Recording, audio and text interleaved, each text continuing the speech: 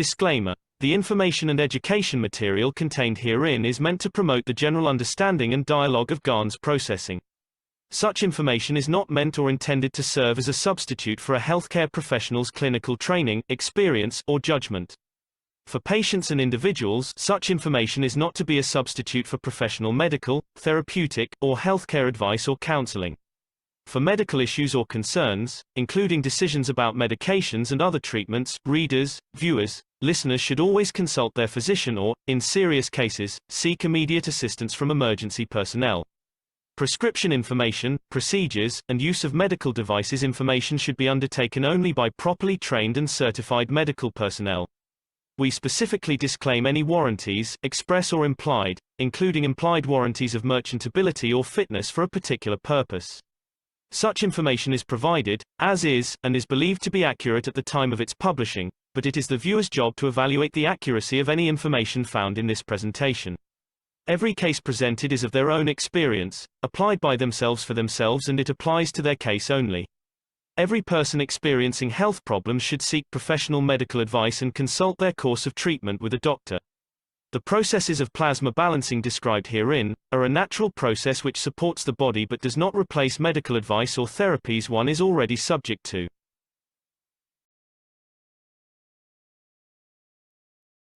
And again, we welcome you, Alex, for being with us and putting this teaching together. I know it's not that easy to do, but you seem to be very comfortable, and I think we're all gaining more aspects of understanding of this technology. So we thank you, and we welcome you to join us. Thank you very much for leading this team. I want to welcome everybody to the North American teachings today. It's a beautiful Sunday afternoon, and it isn't just a North American crowd, it's all the other continents that make this meeting as strong as it is. And it makes us all stronger as well, because it keeps stressing us. And we have to keep stressing because that's how we get stronger. And that's a good thing. This is all part of the teachings of Marin Tavakolikesh, the father of modern plasma science. And so let's go on this journey somewhere or nowhere. This is the Kesh Foundation Spaceship Institute, Teachings on Plasma Science. We're in the Advanced Outer Space series, and we're going to be talking about nothing. We're going to be talking about vacuum. My name is Alexander. I'm from Canada. It's June the 4th, 2023.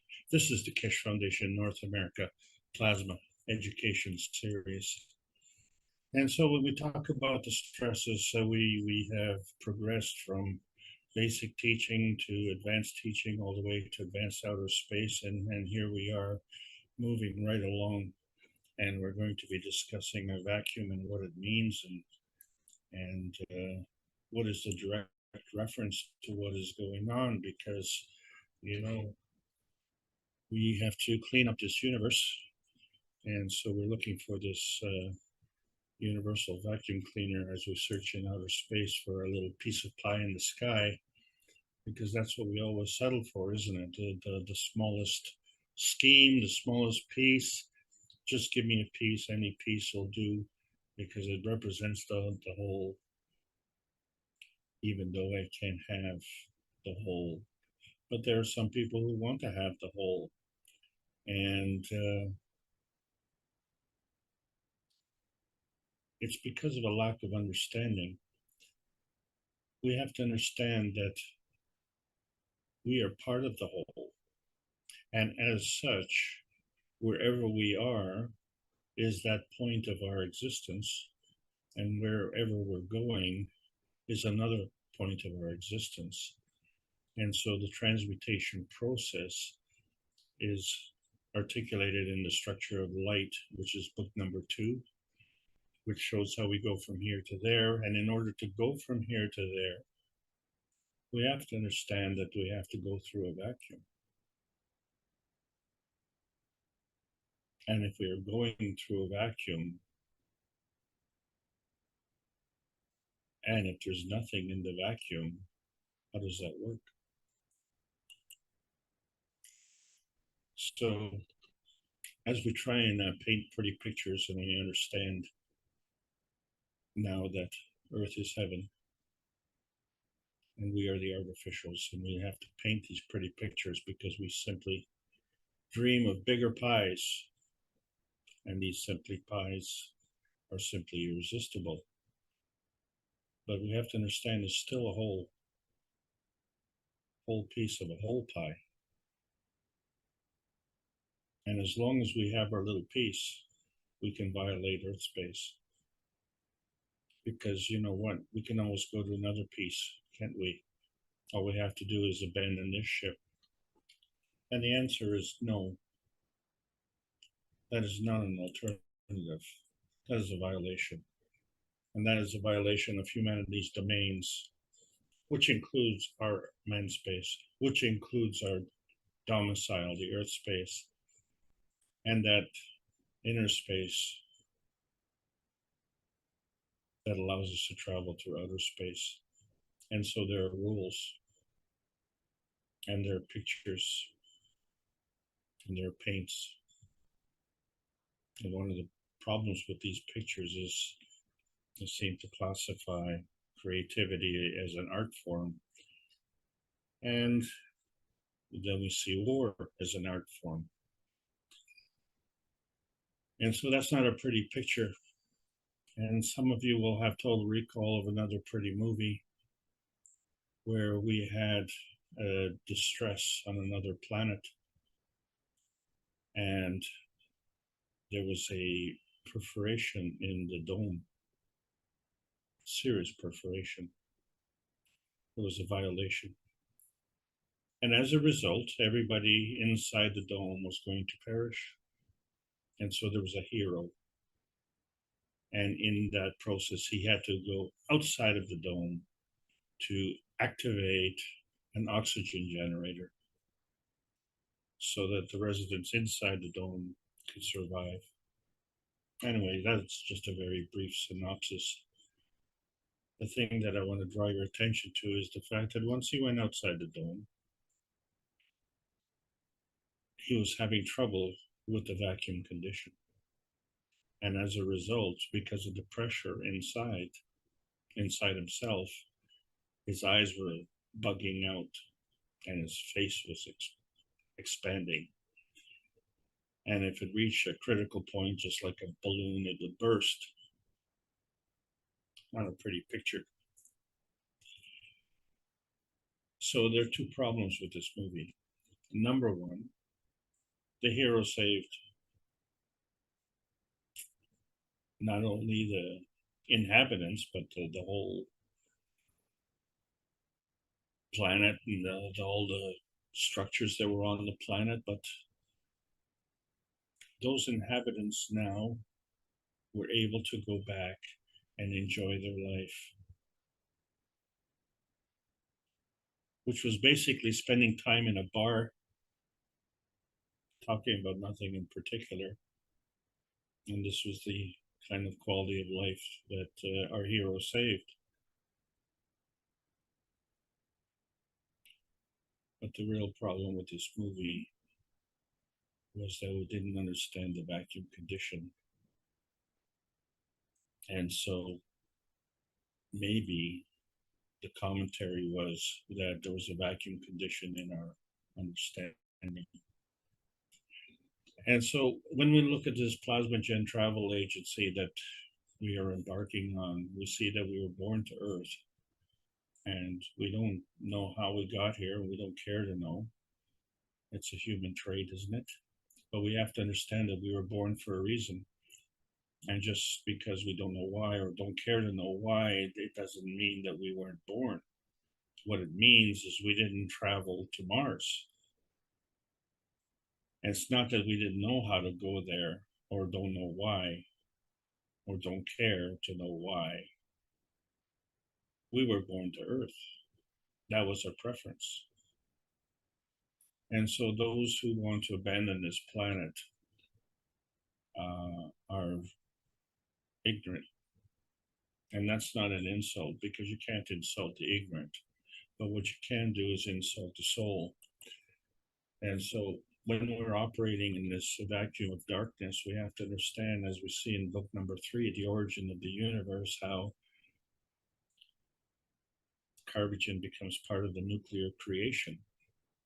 And so from one begets two, and then from those two begets another two, and they just keep on going. But the universe is operating on a two-way street. And so the connection is this vacuum condition. And it's pretty dark.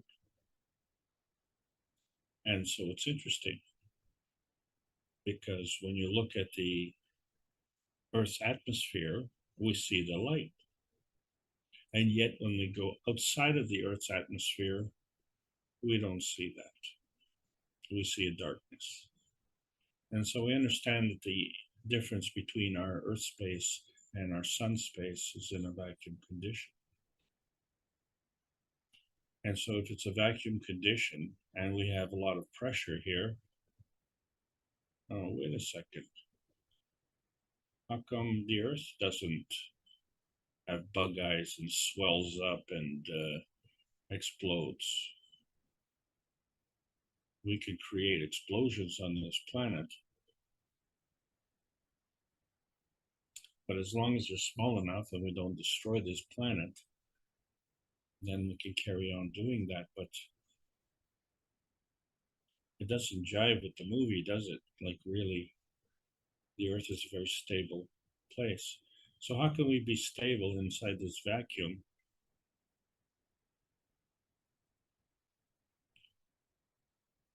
It means that life is a two-way street.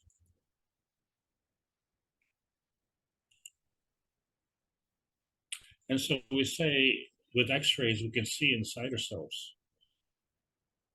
And unfortunately, inside ourselves, there's nothing there. The only thing that we see is bone and cancerous tissue. Things that are very gravitational, very gravitationally stable. And then sometimes we look in our brains and we don't see anything there either. And if we go down to the tiniest level, what we call a somatid, which is a tiny body. And in this picture, you see 30,000 times magnification. And it's of a red blood cell. And so between these red blood cells, there's nothing there. And in fact, inside the red blood cell, there is nothing there. In fact, it's not even red.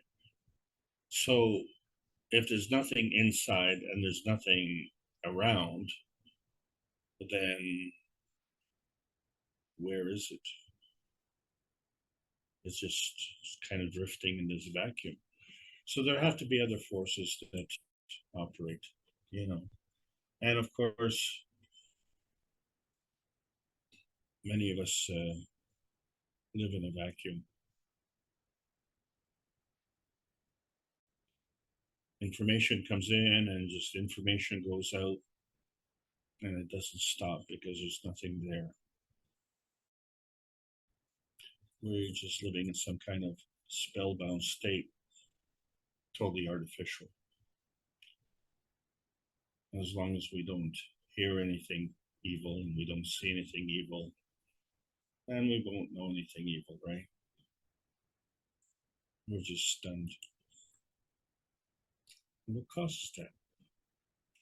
And so we realize that when we look at the constituents of PM ticks in a mattergen state, we find that it has three different energy levels, as it's identified in book number 1, the antimatter, dark matter, and the matter state. And so if we see that the vacuum is in a dark state, maybe the dark matter is in a dark state. But one thing we do know is that opposites attract, so the magnetic and gravitational are attraction forces. And so if we see the relationship between the matter state and the dark matter, that is one attraction force. And so we can say that the lowest energy is the gravitational energy, and the magnetical is the higher energy. And so there's a balance there. And then from the dark matter to the antimatter, well, we have the same thing, except now that dark matter is, because it's a lower energy, becomes gravitational, and the antimatter becomes magnetical. And so we have this anomaly, because if we see that all of this is in a plasmatic condition, and we see that the souls operate in a plasmatic condition, and so we see that there's the soul of man and the soul of the physicality of man, there's a problem in this connection. In fact, the problem is it's a disconnection. It's a soul disconnection. And the reason we know that is because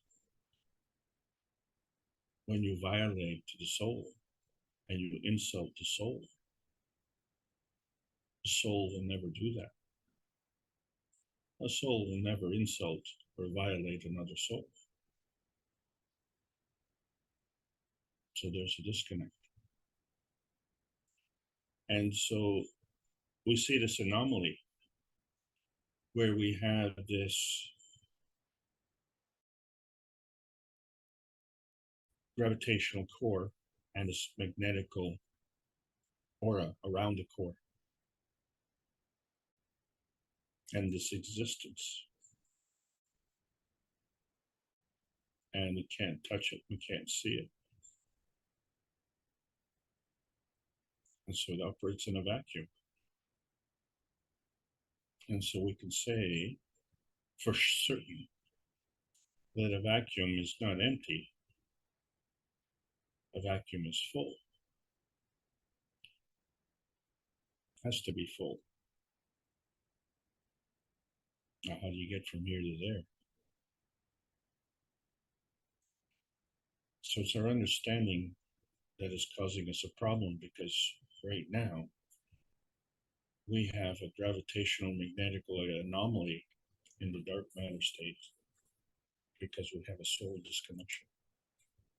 And this soul disconnection is only possible because we've literally created a barrier, and it's an artificial barrier. It's this addiction that we have to currency. We have substituted the value of life for the value of money. And how is that an equal deal? That sounds like a very bad deal.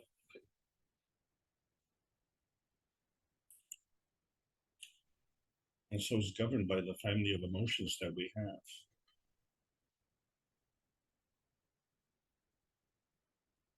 Because no one can make you do anything unless you allow it. And so the allowance comes from man's space point of view.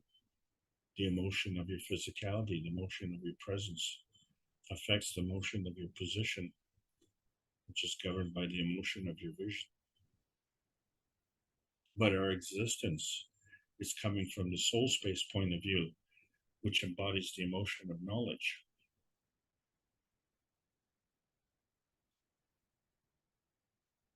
And the emotion of love, which is simply irresistible. So we've seen the transformation from the emotion of love to the energy of love. The energy of love is part of the emotion of knowledge, which is part of the energy feeding packs that feed this universe. And so as such, being a two-way street, we see that the energy, the PM tick, has a magnetical gravitational relationship, but it has to be stable. And so it is gravitationally stable. And so whether it's coming or going, it has a magnetical alignment.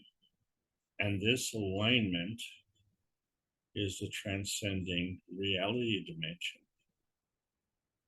And this transcending reality dimension obviously travels through a vacuum.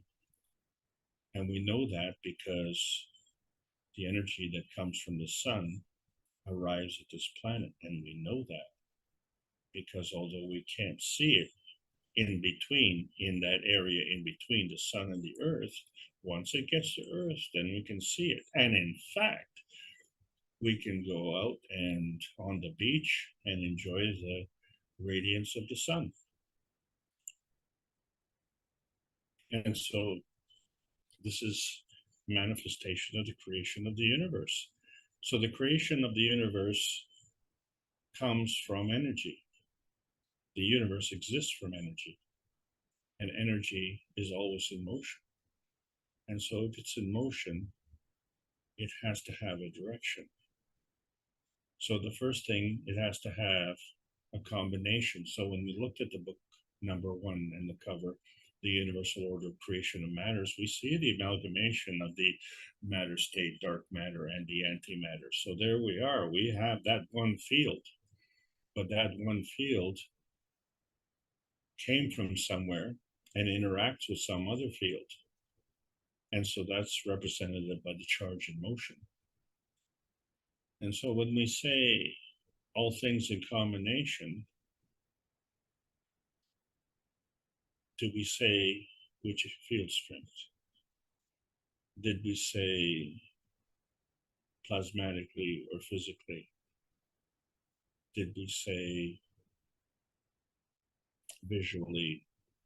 Or did we say emotionally? Or did we say on the soul level? We didn't say anything.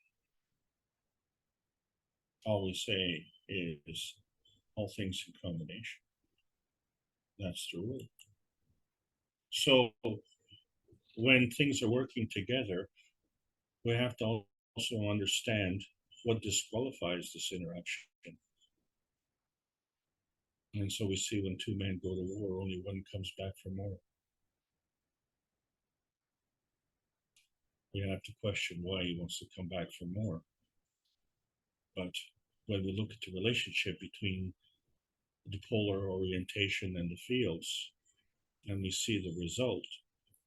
So like poles repel, but the fields could be common. The result is good. And unlike poles would attract, but if the fields are uncommon, well, that result is still good. But if the poles are unlike and the fields are common, wow, that's the best result. And so obviously, if the poles are alike and the fields are uncommon, oh my, that's the worst condition. So to disqualify this interaction means no interaction. But it could also mean friction. And so we have to position ourselves. And so when we position ourselves, it's based on the field strength of the interaction of plasmas. And so the orientation of the poles is important. They reflect the repelling and the attraction, which we call magnetical and gravitational forces. But we see that it's a two-way street. So each interaction is coming together from two other fields. And so these two other fields have a magnetical feeding. Wait a second. So I'm getting a magnetical feeding from both sides. So if these two magnetical feedings are coming together, that could be a possible friction point. So if you put in a gravitational point, an attraction point, then we can feed both together and create this plasma in attraction field. In order to maintain that plasma attraction field, it has to be stable. And in order to be stable, it has to have a magnetical field. And ironically, when we look at the structure of an atom in its basic form, when we see the electron-proton relationship, the proton is very gravitationally stable. The electron is not so stable, but it's not helping the stability of the structure. It's out of whack. So the only way that it can maintain that is if it's constantly moving in rotation. And so that is the nature of energy. Energy is constantly in motion. So you cannot grab onto it. It keeps moving. So the only way that you can contain it is in a field. So if you have one field and another field, and the two fields interact together, you can create this third field. And so the difference in the field strength has to deal with the rotation and the speed of rotation. The direction is a factor as well. The net result is a magnetical emission and a gravitational absorption. But this is constantly changing, isn't it? Because in order for the magnetical to move to the gravitational, it has to flip. So when two forces do come together, the question is, how do you know which planet to come to? And so that decision had to be made beforehand so that you can choose your planet. And was that just a dream when you made that choice? Because the only choices that we recognize are the choices that we make physically, isn't it? In our conscious state. So how did we make this choice to come to this planet, but we weren't in a conscious state? So we find that this inertia manifestation, this coming together of two field forces, disregards time and distance, but it forms a three-dimensional aspect, an X, Y, and Z axis. And the feeding to this are PM ticks that come not only together from two PM ticks, but it keeps coming. And it doesn't just keep coming from two directions, it comes from many directions. And so the PM ticks, which are magnetical and supposedly weaker, are part of the plasma feeding rule. So in other words, the higher strength feeds the weaker strength. And so what is this feeding? This feeding is the PM ticks. And so on this basic follow-up here, all we see is the feeding of the higher strength to the weaker strength. At some point in time, something has to feed the higher strength. Well, of course, it would be another higher strength, right? But we see that there's a difference between a natural creation and a natural decay. And we see that there's a correlation between the two that allows for a stability. And we see that there's a difference in the stability of us as man space and the stability of the Earth as Earth space and the stability of the sun as sun space. And that difference is that the sun stability is a catalytic stability insofar as it can give energy and keep giving energy. And so it's in a balanced state.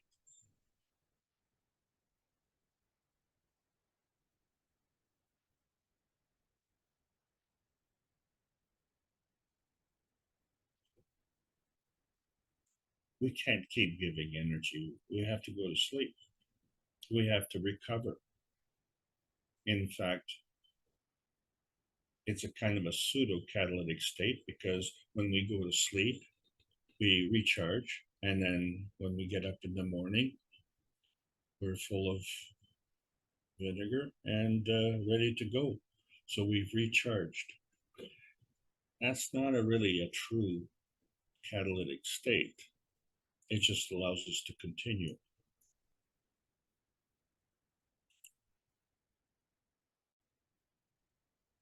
And one of the problems of our existence on this planet is this loss of energy. And we've accepted this because we've made some feeding choices. And we need to have these binding choices to ensure stability. The problem comes is when we bind our stability at the expense of others. Because if we steal from others, then we're undermining their stability. And compound the fact is that their energy level is low, as is our energy level. And if our energy level is drawing from a lower energy level, how is that contributing to the stability?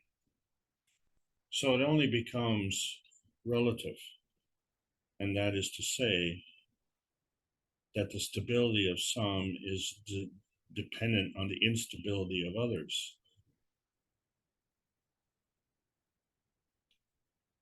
So the stability of some has no bearing on their individual stability. In fact, their stability could be so weak, but by stealing it from others, it looks like they're strong. And so we perpetuate this through what we call peer pressure, a social acceptance, which sometimes is ingrained in our systems, like in India, the caste system, or as an athlete, we have these sporting trophies. As a country, we have this nationalism. And we even go so far as to, although we're all human, we come in different colors. So we're like Smarties. We want to eat the red ones last. And so if you choose and someone else chooses the same thing, there's a conflict, there's a pressure, and it leads to war. So if you remember, we were talking about musical chairs, and what's interesting about the musical chairs, of course, is that we all go around, dance around the chairs, and then we all sit down, but there's always one left over, and that one that's left over has to leave. And when that player leaves, we also remove one chair. The point being, the circle in the musical chairs gets smaller and smaller, and we have less and less players. But the object of the game is when the last two come down, they fight over the one chair, and there's one winner and one loser. And so it's a fun game. Now, what happens to the winner? Because you see, in life, there are more participants coming in. Okay, you started off with a bunch, and you ended up being the winner of that bunch, but guess what? Here comes another bunch, and you're stuck there in the middle. And they keep on coming, and more keep coming, and they all want to win. And so this puts a lot of pressure.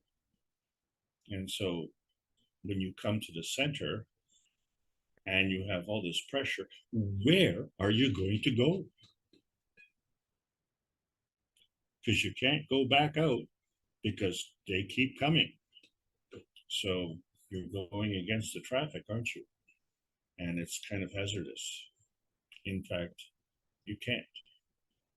So you have to go another way. And this causes a lot of stress. And so we deal with this stress on many ways, emotionally, physically, mentally. If we're not doing a good job, then we have this health stress. And of course, it doesn't help if we have an attitudinal stress. But it fundamentally boils down to a plasmatic versus a physical stress. But that's only two fields. And so when we look at what we're looking at, we become judges, like beauty pageant judges, right? The beauty is in the eye of the beholder. But when we look at this earth space, we have to also add in our ear vision and our nose vision and our mouth vision, because these all contribute to our vision, because it's all part of the feedback vision. And it's this feedback vision which is the field manifestation of our emotion of inertia. And this is exactly how we produce the GANs and the cups of life, because they're representative of our emotional and physical field strengths. And so they weren't the cups of the pandemic, they were the cups of life. And the reason for it is because the way they're designed, they created GANs, which is helpful to the various emotions that we have. And it's also affected by the emotions that we have, because it's a fact that some people produce more GANs than others. So it only stands to reason, because some people do things better than others. But most importantly, because the GANs comes from thin air, except for the fat, the amino acid that comes from the fat air. So we find that the emotion plays a big part in this. And so we're able not only to create some GANSs, but different varieties of GANSs. And the fundamental GANSs are the zinc, copper, carbon dioxide, and calcium carbonate GANs. And of course, let's not forget the two most important ones, the water and the amino acid GANs. And it's a good thing that we create both of them, because oil and water don't mix. Because if they did, we'd just be bags of mush.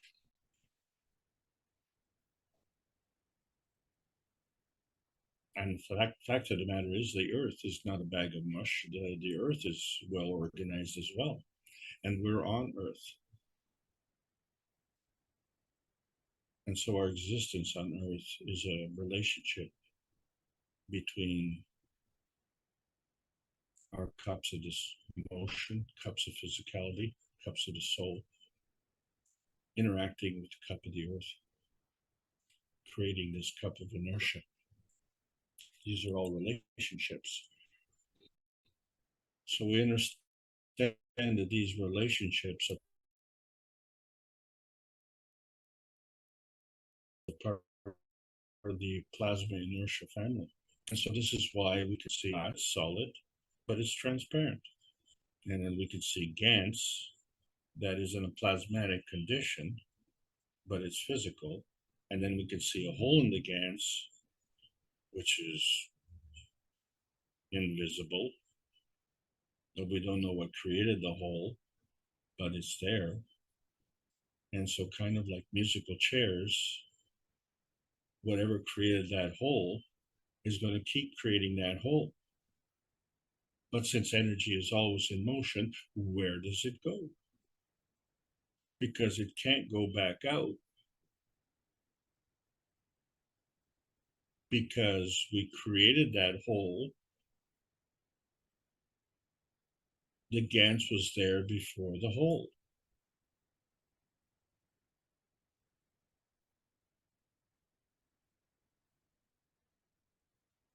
Where does it go?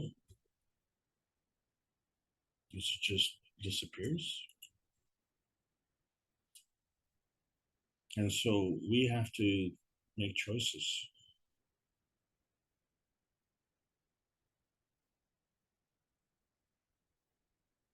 So like a baby, you were born and you made a choice.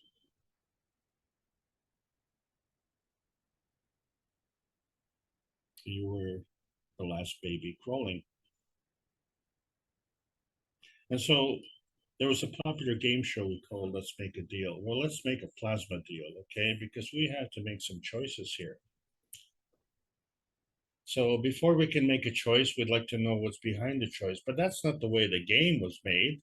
The game was suggesting, well, you pick a door, door number 1, door number 2, or door number 3. And then once you pick a door and you have no basis for making that choice, except you could say, well, you know, I have this feeling, right? I have this feeling that I can make this choice.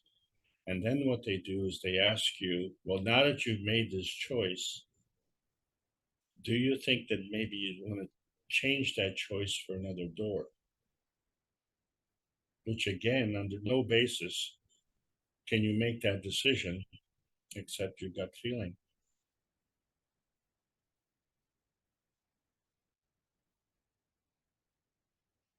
Except, you know, sometimes what they do is they'll move the choice behind the door that you choose because they have already picked a winner. And then, of course, just to tease you,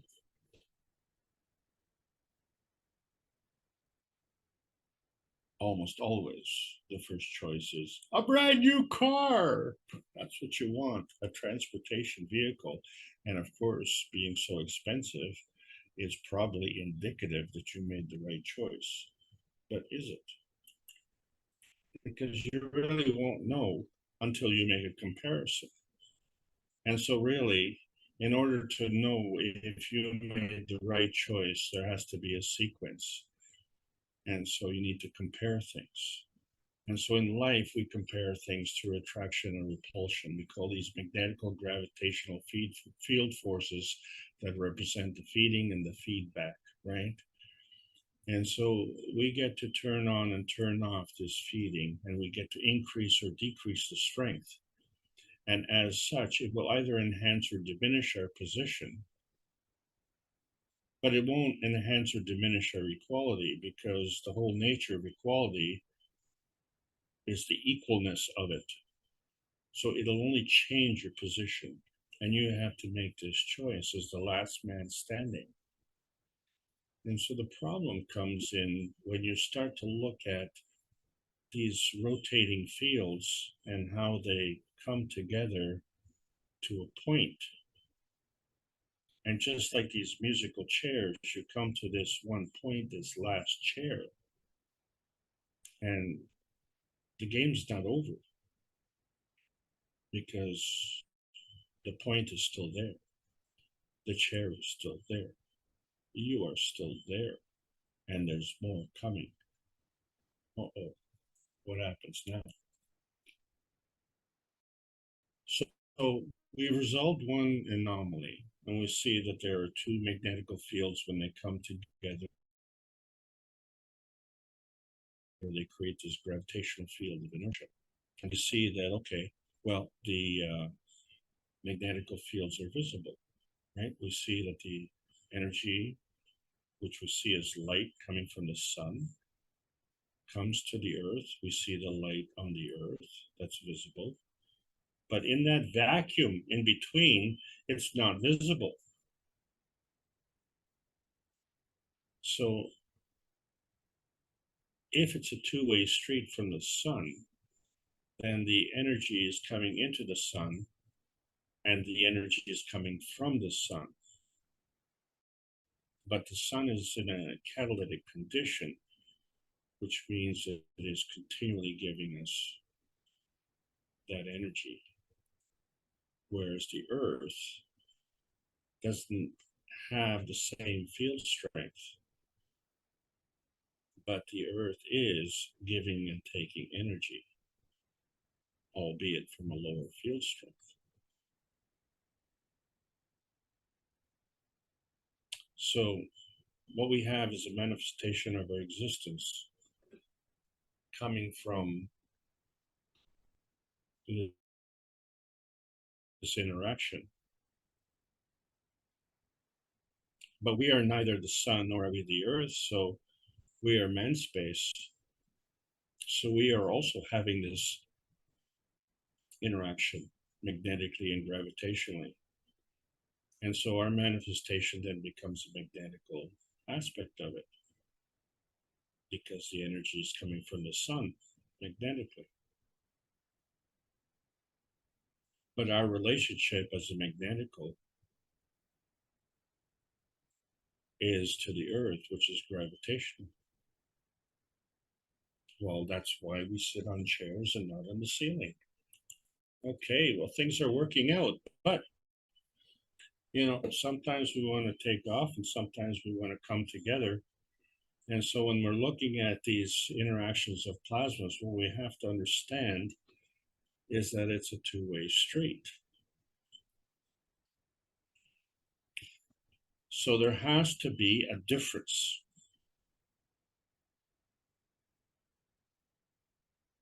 Because if there wasn't a difference, then the repulsion from the North Pole, the repulsion from the South Pole would not allow motion. So the repulsion from the north and the repulsion from the south allows for gravitational stabilization. And the whole package then can take off.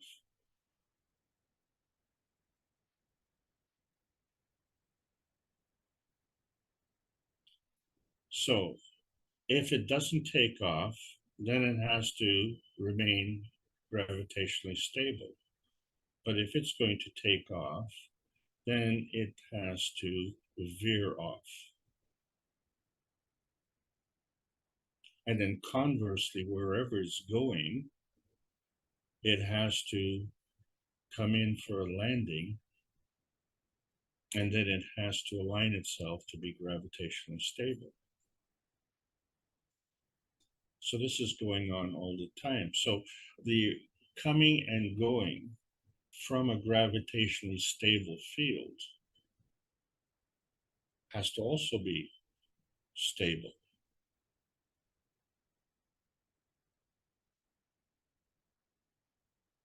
So therefore, each of these departures or arrivals has to be gravitationally stable, and as such, the effect on that stability has to have two magnetical field forces, but not equal. They just have to be magnetical to offer the gravitational stability. And so the difference becomes the angle of takeoff or the angle of landing. It's the same one, but it's going in a different direction. And so if we look at the Trinity components, and we look at this plasma structure, we see that this plasma has a crossover point in the middle. And if we were to take two star formations and put them back to back,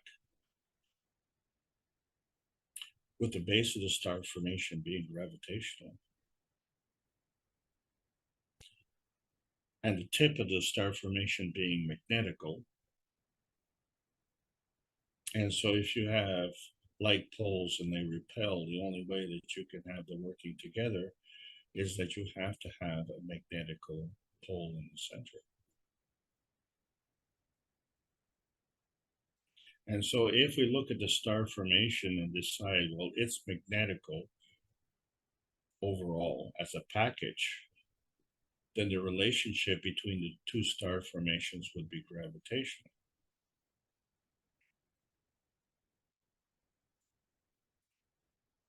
So the total picture has the magnetical fields on the outside and the gravitational field in the center, and that offers the stability. And then we have to understand that one of the magnetical fields has to be stronger than the other one so that we can impart a direction. But we still have this anomaly where if we want to have this crossover point that it's magnetical, and if that is magnetical inside this gravitational field, what's going on? And so we see the same problem that we have in our soul positioning. So our soul positioning is at the crossroads, isn't it?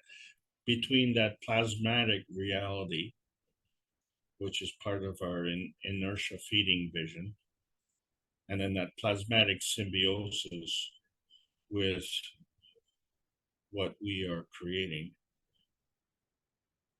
and that manifests into our physical reality. So we understand that our plasmatic reality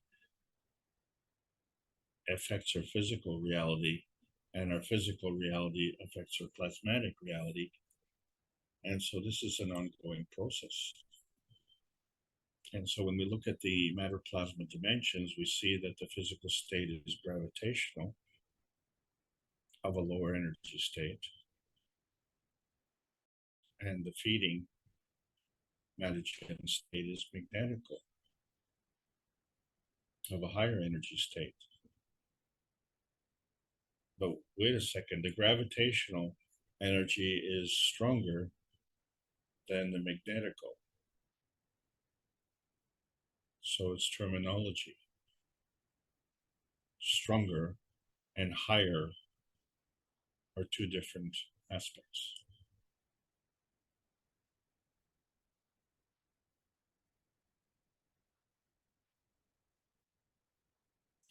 So our preoccupation is from the feedback position, because we see the gravitational physical state as the higher energy state.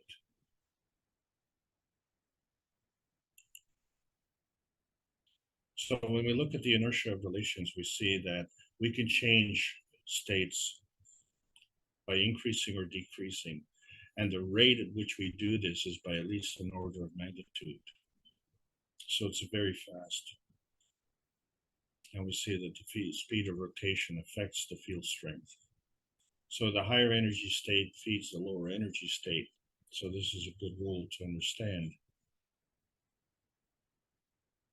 And then that affects the strength. And from the strength, we can accommodate for the different field rotations. So the Earth space is a kind of energy state, and it's gravitationally stable.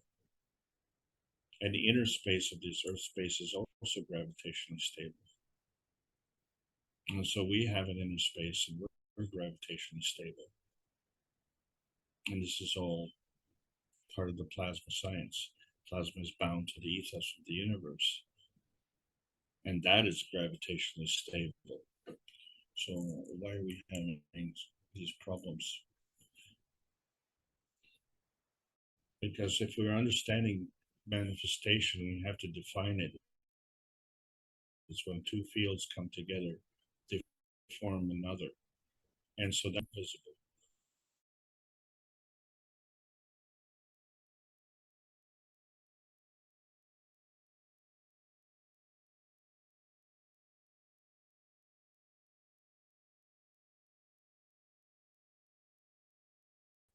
So that means the emotion of presence is a manifest fact, regardless, physical energy in motion at that manifestation point. And so the point of view, whether it's a launch field or the target field, is dependent on your relationship. So what we're talking about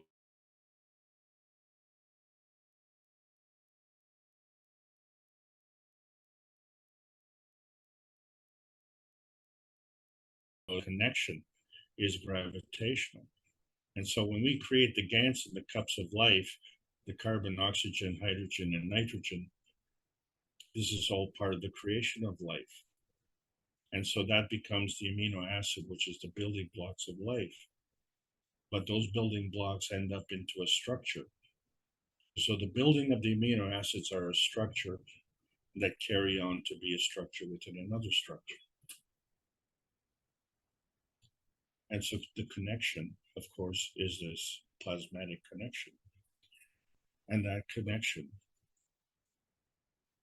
as is the connection between the Earth and the Sun in a vacuum condition. So we see that the star formation is part of creation, but it's also part of decay. And so the soul of the inertia of the connection is the conversion into a field strength of inertia.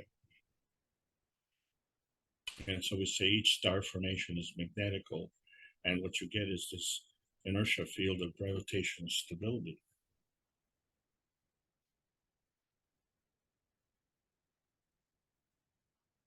And where is this?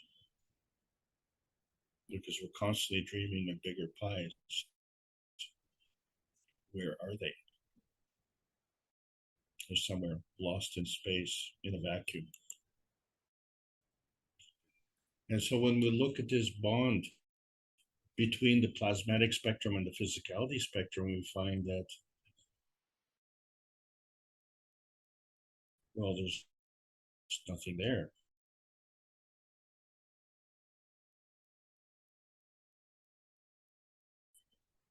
But it affects everything, reality of operation. Each one has its own, let's call that just a vanilla radiance. So whatever it is, it has a reflection on the plasmatic spectrum and the physicality spectrum. But there's a bond, there's that bonding dimension. And so what we're looking at here, we see this bonding dimension between the plasmatic spectrum and the physicality spectrum, but within the plasmatic spectrum, there's another bond between the one creation and the other creation. And then if we look in the physicality spectrum, we see the same relationship. And so the red parts become the magnetical and the blue parts become gravitational. And they can stay within the energy strength of either plasmatic spectrum or physicality spectrum, or they can transcend the spectrums. But it's a two-way street. And it's a two-way street which way?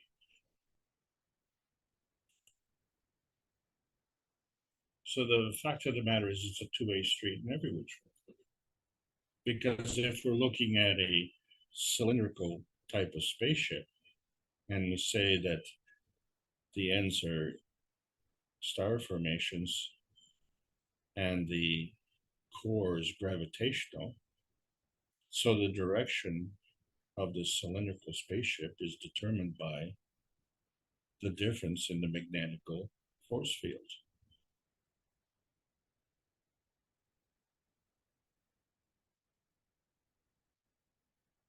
So if we look at the flying saucer,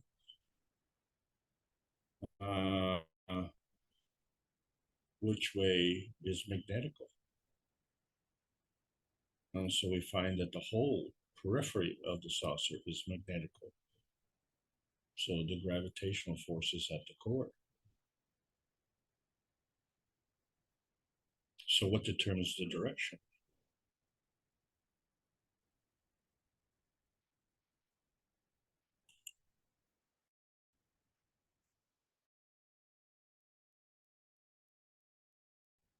So we see that when we're talking about the soul of the earth relationship, the earth itself is rotating, and then the earth is revolving around the sun. So while it's revolving, it's also rotating. So it's constantly changing. So which is the most important direction for the earth?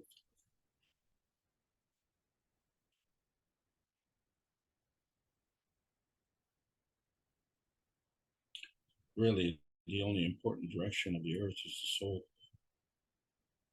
It's part of the inner space of the earth, and it's part of the soul of the earth body. So the combination of the soul of the earth and the soul of the earth body determines the physicality of the earth body. And so we have the same relationship. So it becomes instructive to review some of the teachings of the KAKT plasma reactor group. And we have to understand that we do not operate in a vacuum. We operate in the field force. So we have had 488 knowledge seekers workshops. They have been hosted by the same individual, Rick Grant. So first of all, that's 488 Thursdays in a row. Not a flippant or a casual commitment. But Rick is also the host of the KAKT plasma reactor group. And it has been running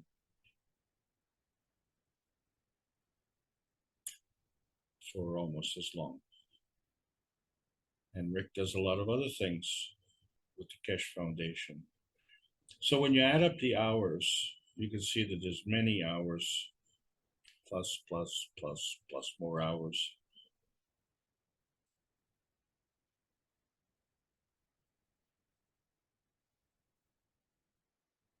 And one of the major contributions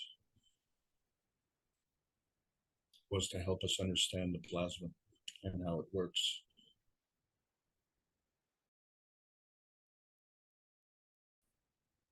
And this was very instructive because we were demonstrating in terms of physicality. So one of the key things that he showed was this sphere, and it was filled with liquid. It was on a pedestal, and this pedestal was mounted to a rotating motor. And so, yes, to create this rotation, you had to have this input of electricity. And so we wanted to look at the results. And so here you're looking at this structure on a vertical basis. He did another experiment where he demonstrated a vortex. And that too was created through a rotation. And also at the bottom of this vortex was this electric motor. So the container was fastened to the base, just like the bulb. And so we've seen this vortex. And you can see right down to the bottom of it.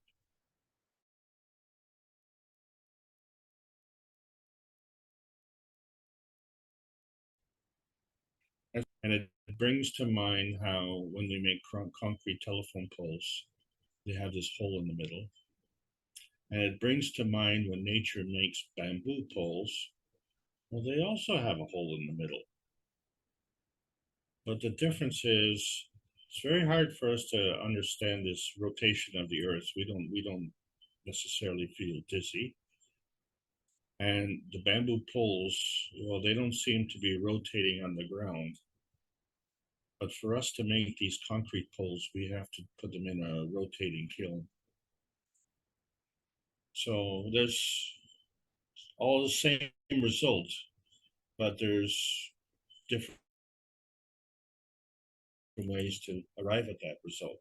So as we say, when we are being judgmental and we judge others or we judge ourselves, when we talk about art and beauty, it's in the eye of the beholder. And so one of the things about these hurricanes is that they have an eye as well, and this eye is very calm.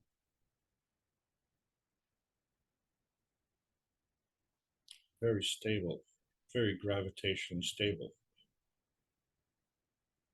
And so this becomes the major building block of our motion of vision, right? So as everything goes around us, we have to be stable to judge what's going on and make decisions. And so if we look at this vortex from the side position, doesn't it remind you of a hurricane or a tornado? It all depends on the scale, right? But the point being is that at the top, the rotation is larger, and at the bottom, the rotation is smaller. So really, all what it is a magnetical rotation at the top and a gravitational rotation in the center. And instead of just being on one, let's say, x-axis, it actually rotates on an x-axis, but expands on a y-axis and goes right down to the bottom. And then it creates this hole in the center. And so you see this cone, and you see the angles.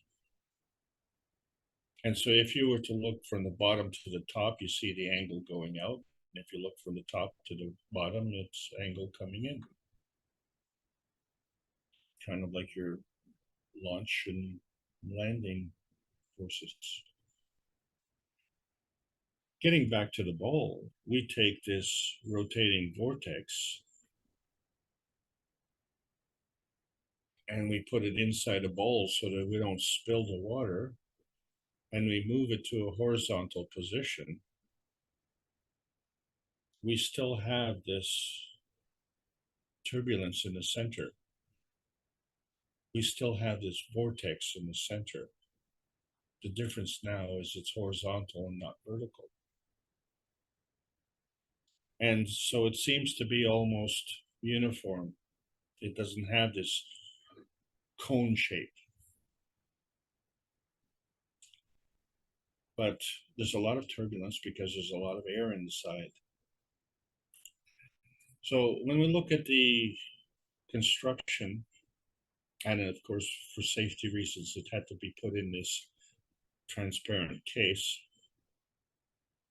And so we're looking at the electric motor now being on the side, the pedestal being on the side. And we see the air bubble that's at the top of the cone, which actually is inside the box. So it's at the side of the bubble, the side of the sphere.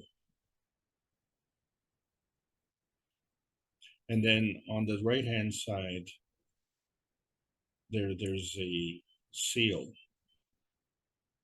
a septic seal, which you could use to extract the air. So they wouldn't have as much turbulence. Now look what happens. Less air, a smaller air bubble. But it was at the top before it started rotating. Now it's gravitated towards the center.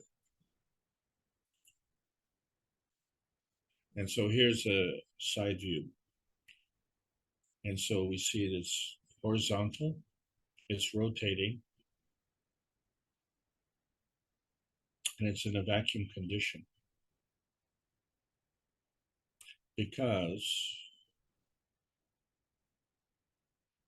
at the core is the gravitational force field.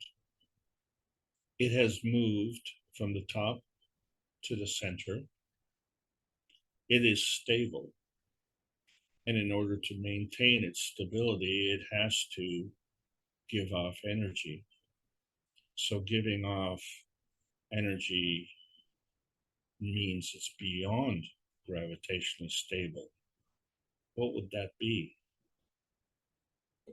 It would have to be magnetical PM ticks.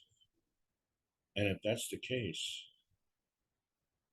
then this bubble in the center of this rotating ball is in the vacuum condition. Well, wait a second. When we look at the vacuum condition, we see it between the Earth and the Sun. That's in the vacuum condition.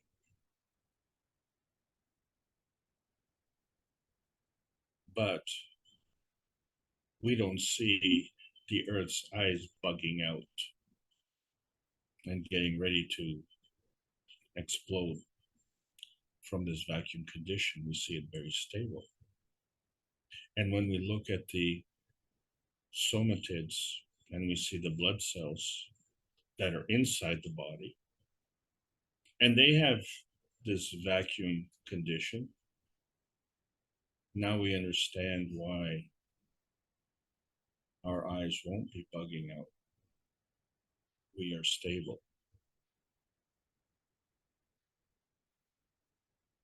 In order for us to maintain our physical conformity, we have to have a vacuum condition inside as well. The Earth has to have a vacuum condition inside as well to maintain its stability.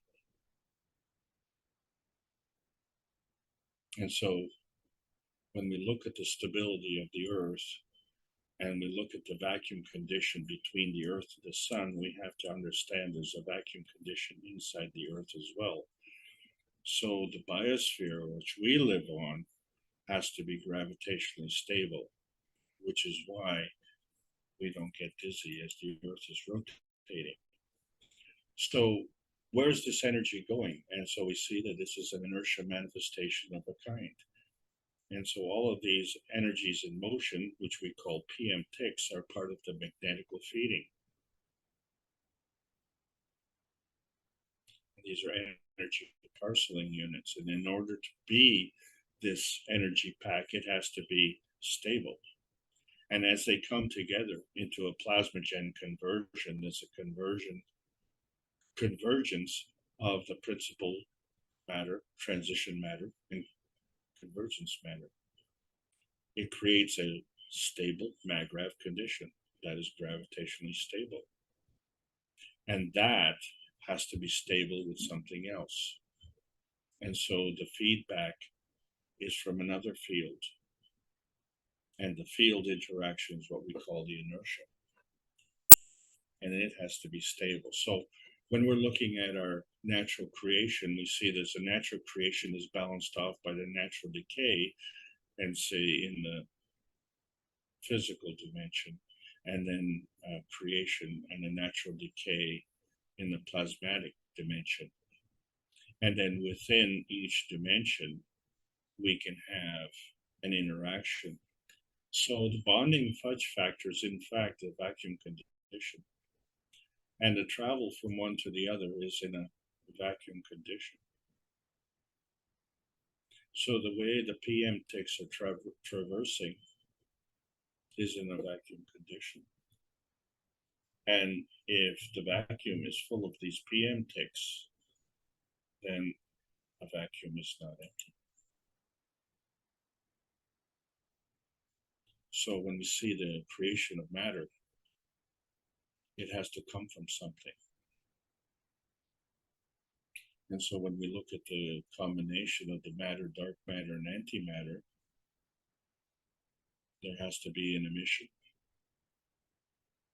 and a likewise absorption, and as such, a creation of another.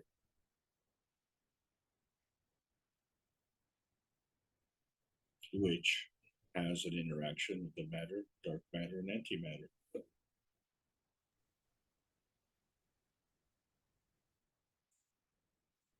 This is a schematic of the dynamic PM ticks of matter and fields.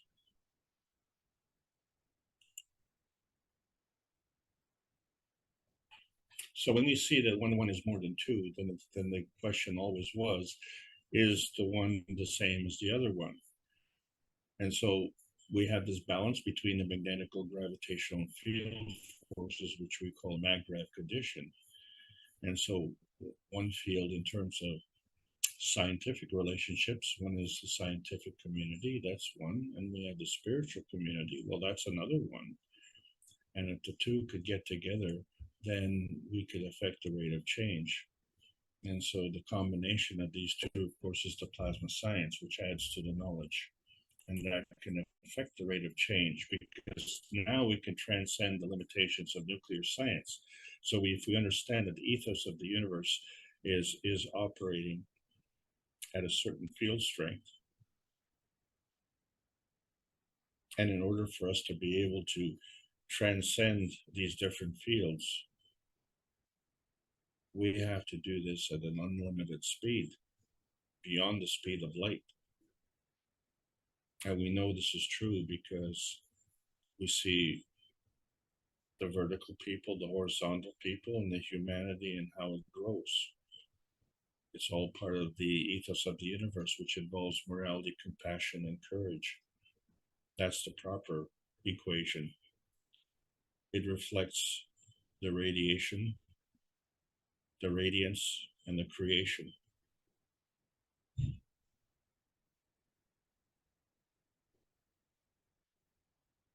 And both sides are constant, because both sides operate in a vacuum. So the missing link is actually this, what we call the speed of life. There's this bond, and it goes right across the vacuum condition.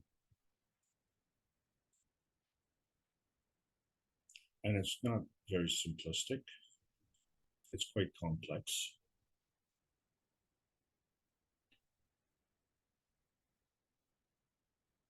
It involves many field forces, and as such, it has many flavors.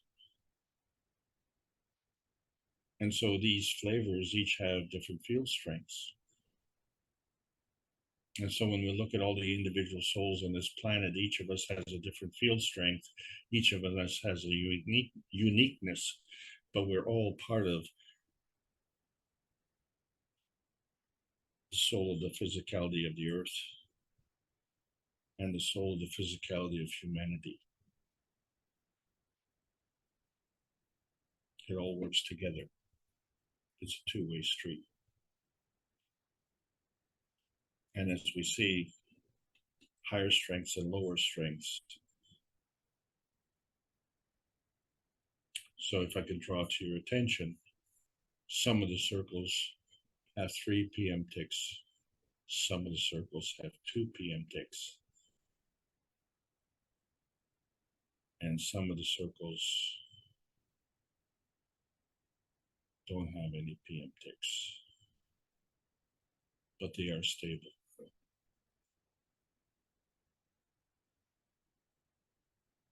And so there's an outer core, and there's an inner core, and there's an in-between area. And so if the outer core is in a vacuum and the inner core is in a vacuum, that makes the maggrav condition very stable. And so we see that gravity seeks density. And so now we understand why this electron-proton marriage, which we call an atom, is actually a magnetical, because an atom is a density seeker. And as such, it can either follow the spiral orbitals, or it can go directly to the core. And therefore, it can go in different dimensions, it can transcend dimensions, and it can cross vacuum fields. And so when we're defining plasma, we have to understand that plasma is a kind of energy state, and there are different kinds of energy states in each field. And so this helps us understand our Earth space. That's very important. But it helps us find our inner space. That's more important. Because our whole existence is for searching for outer space, and that's important. It's very important. But the search for outer space begins and ends with finding our inner space, because that's all part of the plasma highway. You see, the plasma highway comes in the different energy states. And so if we take 3 different energy states together and we say each one is a dimension, and we find the commonality. One is landing and one is leaving. But it's a two-way street.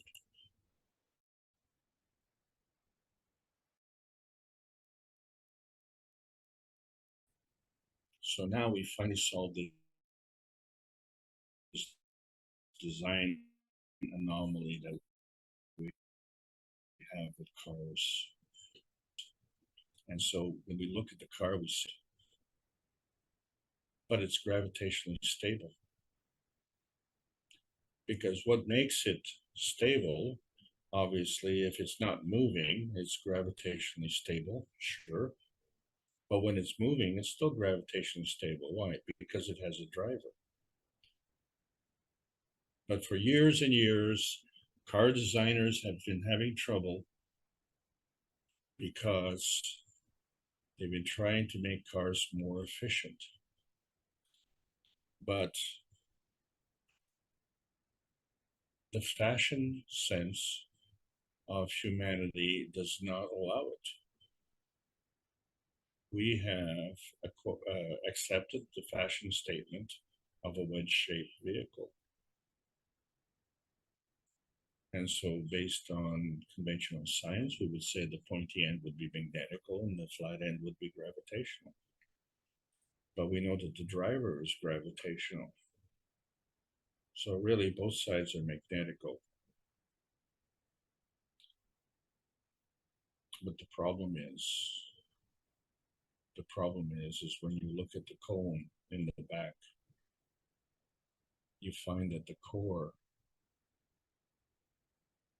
is in the center, and it has to go somewhere.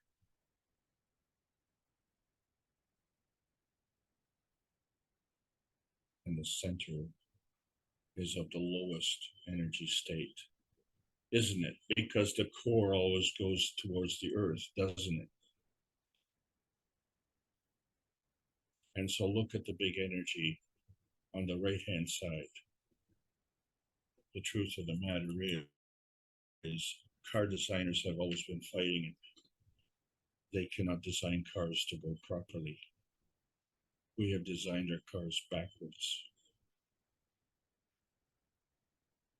And you know that's true, because that's how the wings of airplanes are formed. They're fatter at the front than they are at the back.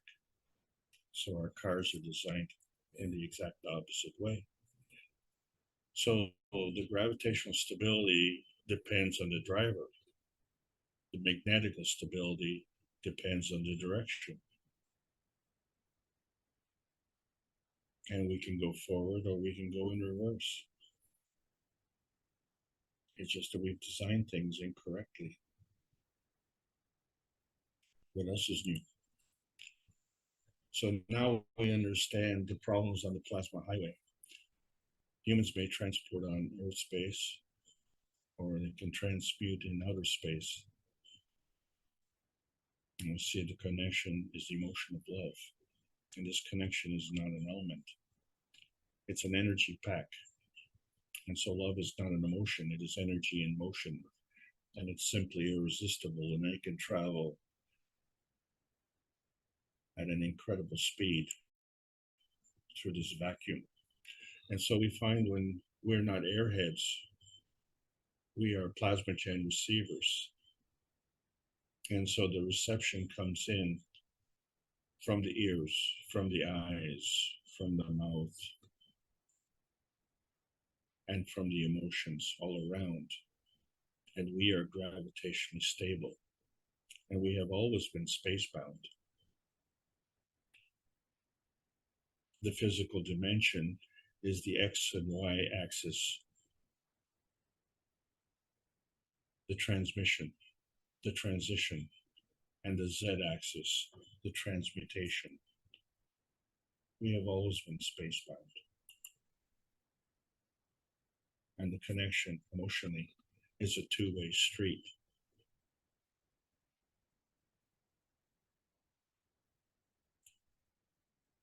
So the emotional matter is coming from the emotion of knowledge from the universe.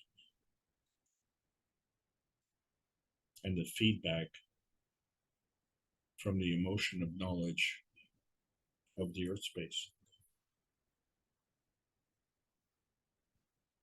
And all we have to do is substitute earth space for any space, and then we understand how we can traverse through outer space, because that's how we got here in the first place. So we see that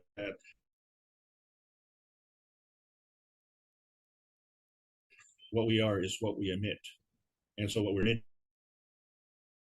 emitting now, this anomaly of magnetical plasma, which we also have this magnetical plasma, which we absorb gravitationally.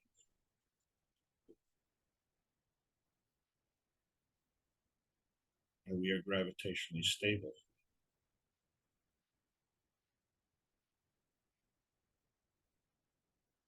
But this energy coming from our core is ongoing. It's part of our radiance. So when we try and choose which door we want, it isn't just, is it door number 1, door number 2, or door number 3? And it isn't just, is it magnetical or is it gravitational?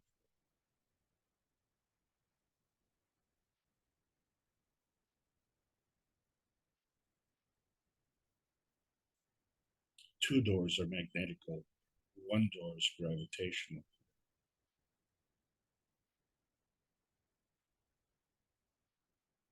The field strength and direction of flow is determined by field strength, rotation, and positioning.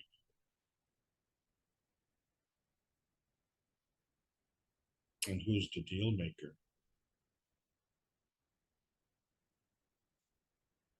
The one who chooses. And you be the last man standing. So when we're looking at the conversion, yes, going down to a lower energy state is gravitational, emitting to a higher energy state is magnetical. But the fact of the matter is that the plasma conversion, you have this plasmatic manifestation in a higher energy state, plasmatic manifestation in a medium energy state, the transition state, and then you have this physical materialization. And this is a bonus feature for our soul. We have a plasmatic reality and a physical reality, so it's a two-way street. And that's why we have a material enhancement unit and a body enhancement unit. So the general direction of the magnetical enhancement versus the general gravitational enhancement is actually the same thing.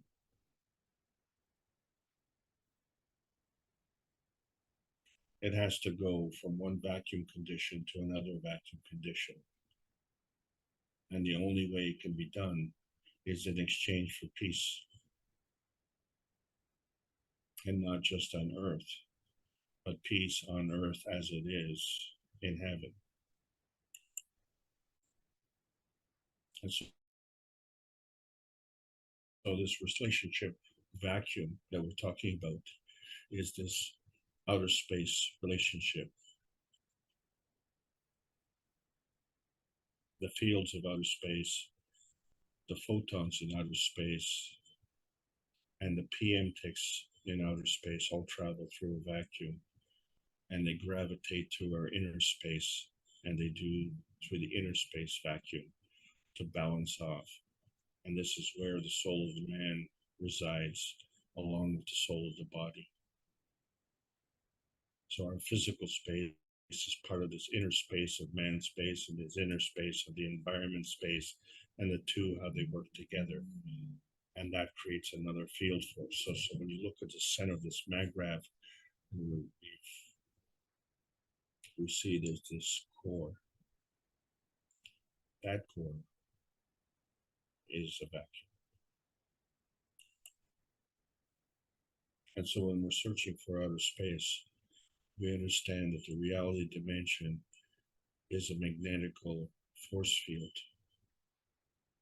And it's either going through the gravitational of dematerialization or the gravitational aspect of materialization.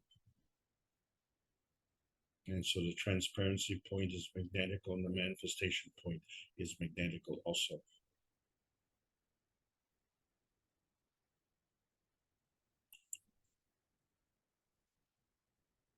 And so we see the inanimate souls of the biodiversity of the rocks, the vertical souls and their biodiversity, and the horizontal souls and their biodiversity. They seem to get it. The diversity of the souls of humanity are having trouble. And we need to understand that this relationship, if we want to cross over, we have to understand how we go through these vacuum conditions. So our plasma emotion, which is part of the vacuum bonding factor, and our interaction with the earth and its vacuum condition, we create this existence.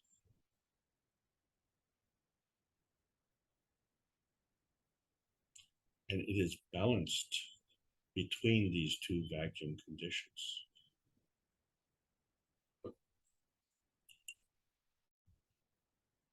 This is the way the earth works. It's taking energy in, more and more energy in from this vacuum condition. And it gives out, it's emitting more, repulsing energy more and more magnetically from this vacuum condition, right at the core, right in the center. And so the balance is this coming in from the vacuum and emission from the vacuum. And this is all part of the feeding system of the earth space. And our man space operates in the same way. And so we are existent in this environment and sharing this environment between the vacuum of the core of the earth and the vacuum in the core of our soul. Our residence of our soul is in that vacuum. And that soul can transcend the whole universe through the vacuums of outer space. So we see that the peace stone is magnetical, and the emission of the soul of the earth in the core is also magnetical. So the earth is gravitational, and that's why we are in this biosphere range, in between the magnetical force fields and the gravitational force fields. And we have our own existence.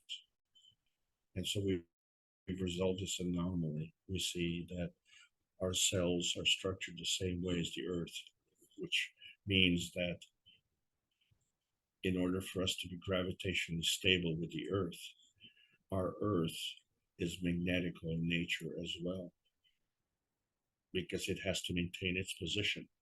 And so our cells are magnetical as well, because they have to maintain their position.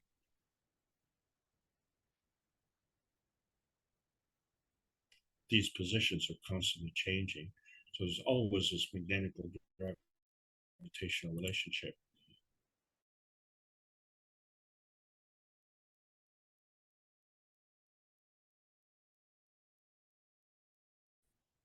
And so it is not a vacuum condition. Man has never launched a rocket into outer space because the outer space rules overrule inner space and earth space. Our radiance travels in the vacuum. Our core operates in a vacuum. The emission and the absorption is from one to the other.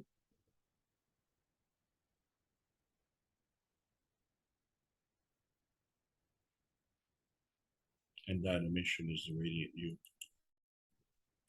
And we have this proof of concept because we preferred Earth. And we have this sentimental attachment to Earth. We were born from this radiance. We were born using the outer space system. And we were born into the earth space, inner space, and the man space, inner space. And this combination was simply irresistible.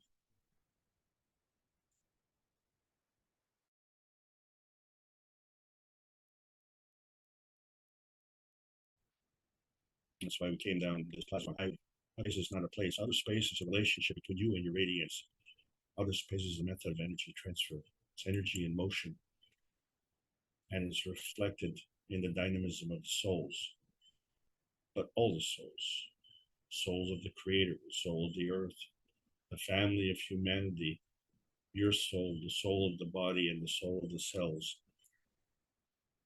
All of this has this simply irresistible lust for life. And we see now, as the science meets the soul of man, it has to be for peace, because that's how we cross over these vacuum conditions, and the excitable visitors are sharing this because they're coming from another dimension.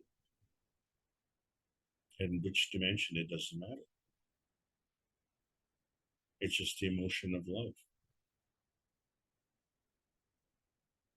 It's a simply irresistible energy of love.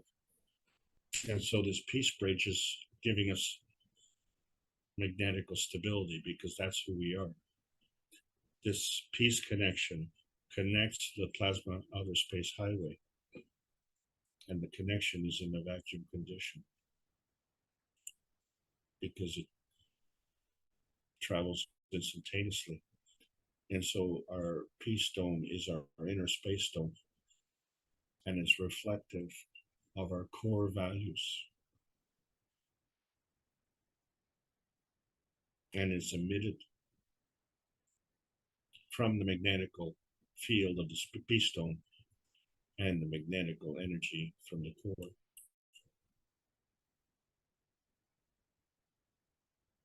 And another one of Rick Kramen's hosting duties is the one nation, one planet, one race for world peace. The number keeps getting bigger.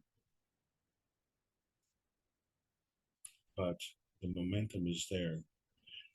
And we will have to do this in one go, because as people realize, not only are we in the post-June the 6th, 2022 era of choices, but we're coming fast to our first year anniversary, our transcendence into outer space, as we find our inner space peace. And we see the difference, the limitations of the family of emotions of man space, and the abundance of the emotion of knowledge of the soul space, because it carries the emotion of love. So if we dilute all of these emotions together into the highest energy and connect everywhere, we find that this becomes part of the radiance inertia.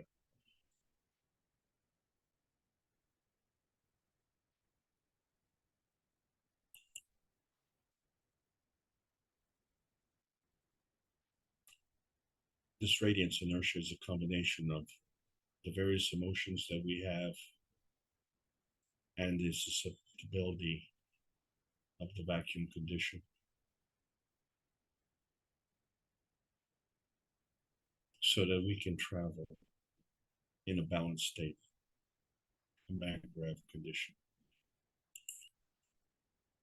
And so we understand that wherever we go, there's a manifestation. And this vacuum transmutation is not through nothingness, but is through fullness. It's all part of the plasmatic field creation, which is the interaction of two plasmatic field forces. And that focal point is the mirror of your journey. And your journey is spiced with the essence of your soul and other souls.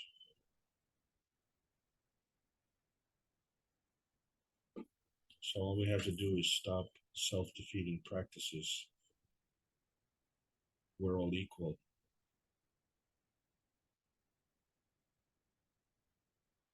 We're not less than equal, and we're not more than equal. That's what means being equal. And so if we abide by the morality of the universe, and then we find this abuse that's going on, then we have to elevate the soul of the abusers. And so join us Friday, June the 30th, 2023, to elevate the soul of the abusers. Part of the ongoing process, Keshe Foundation, Spaceship Institute, Teachings of Plasma Science, calling all artificial Earth-based sweethearts. The vacuum condition transcends the limits of your soul growth. There's a world peace treaty. Sign it. Sign it with a pen. Sign it with your heart. Sign it with your soul. The dilution of emotion allows the field of life choices free from boundaries or abuse.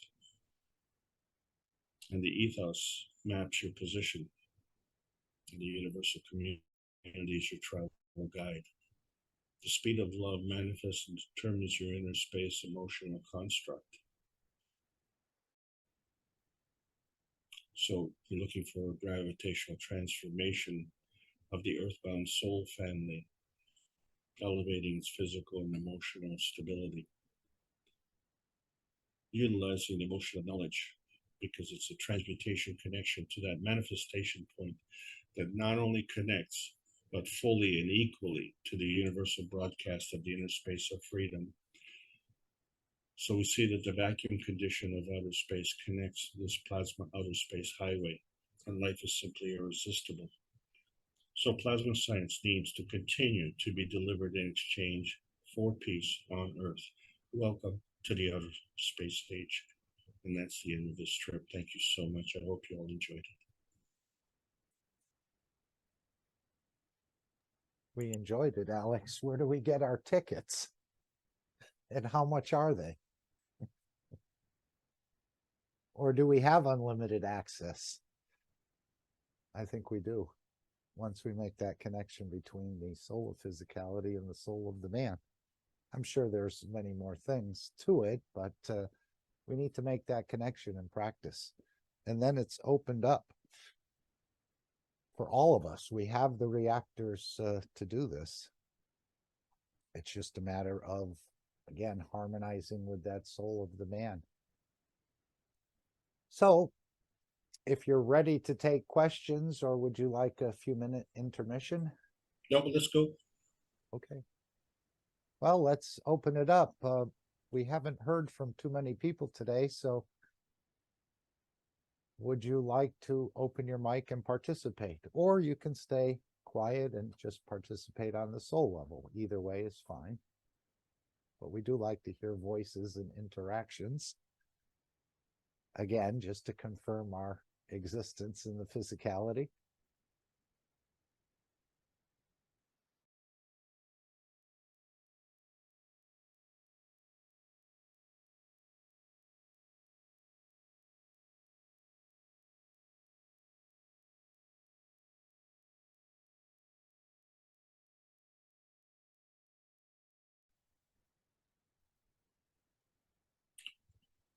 maybe I can add a few more notes while people are thinking. Sure. A big problem for me in understanding science was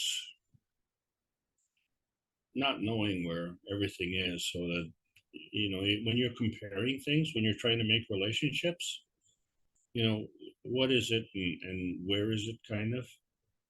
And, like one of the easiest things to do is, if you're looking, let's say, at sports, is you'd have a league, and within that league, you have a standing. So there's a first place team and there's a losing team. And so that's okay for sports. But let's say if you look at the caste system in India, then would you say that, the Brahmins are the winning team and the untouchables are the losing team? Uh, would that be fair to say? And so that means that life is a game. And if life is a game, where do the winners go? Well, I guess the winners get to play again next year. Well, where do the losers go?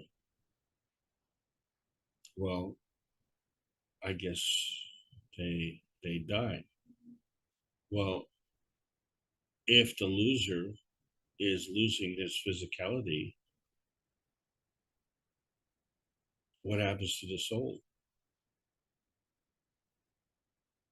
So we find that the whole house of cards comes crashing down because there's no stability. Everything's based on instability and the wrong point of view. So, it was fun to watch this movie where the eyes were bugging out, and because of the pressure inside the body, it was reacting to the vacuum condition. But if you're looking at the pressure inside the body and you see that the vacuum condition is ahead of you, because that's how we move into the vacuum condition. And you say, well, how can a car move? Well, if a car is moving through the air is giving it its resistance. But remember that the resistance of the air is of a physical nature. And so if you look at the emission coming out, that emission is magnetical. So one of the first discussions that I've always had with people, and I was part of the group that was objecting, was to understand the negative charge of the electrons. So we know the electrons are negative, but didn't understand that the negative charge was the giving charge. And then we had so many arguments with so many people, except for the physicists, because they knew that the negative charge was the emission charge. And so the fact was that the emission charge is always negative, and like poles repel. So if they repel, what happens in that process of repulsion? And it creates a vacuum condition. So as the emissions come out of the North Pole, and as these emissions go around and come in at the South Pole, now we understand why there's a vacuum condition around the Earth. But if the poles are coming in and they're still negative, and they're negative on both sides, when they come in, how come they converge? Because they're both negative. They should be repelling, so they should never converge. So obviously they do converge, so something's wrong. And if they were being gravitational, so say the emission is negative and the absorption is positive, well, it doesn't matter. Even if they were gravitational, two like poles would repel. So whether they're negative two poles or negative or positive two poles, they would still repel. So that's not working. So there would have to be an attraction. And so we say, well, the inner attraction would be gravitational, because as the magnetical goes around and then it comes in, then it would be attracted back into the gravitational.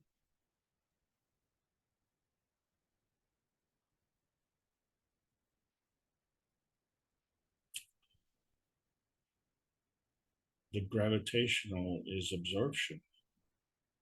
The magnetical is emission. So that doesn't work. So now we're really in trouble. So therefore, if the emission is magnetical and the attraction is gravitational, then the inside needs to be magnetical. How can the inside be magnetical if the outside is magnetical? And then there you have it. You have the vortex. You have the funnel effect. You have the small ball in the middle of the rotating sphere. Why does it gravitate to the center?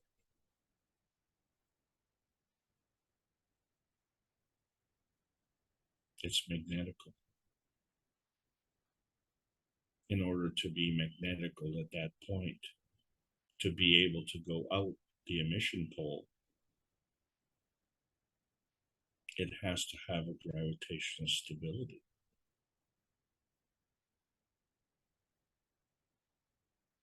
In order to have this gravitational stability, and in order to emit magnetically, it has to be a two-way street. So then it has to have a magnetical counterbalance. If to be gravitationally stable, you have these two magnetical poles, and the net being a direction of flow, then the direction of flow and the field strength are two different things. So to be gravitationally stable is dependent on your field strength, but the movement of that field is dependent on the direction. And the factors that pertain to it are magnetical gravitational relations. So that was the first problem I had, was with the negative emission. So now I realized, then I learned that the negative emissions create a vacuum condition on the outside. And so there has to be a balance. And so there has to be a vacuum condition on the inside. So that explains that. And then in terms of direction, well, that depends on the position. And so the launch point and the landing point is a field. And if we are transferring from one field to another, we are not that field. Whatever field we're in, we're not that field. We're in a field. We are a field within a field. And if we're going to another field, then we're going to be a field within another field. So the transference from one field to another field has to be in a vacuum condition, because it's instantaneous. But it has to have a carrier.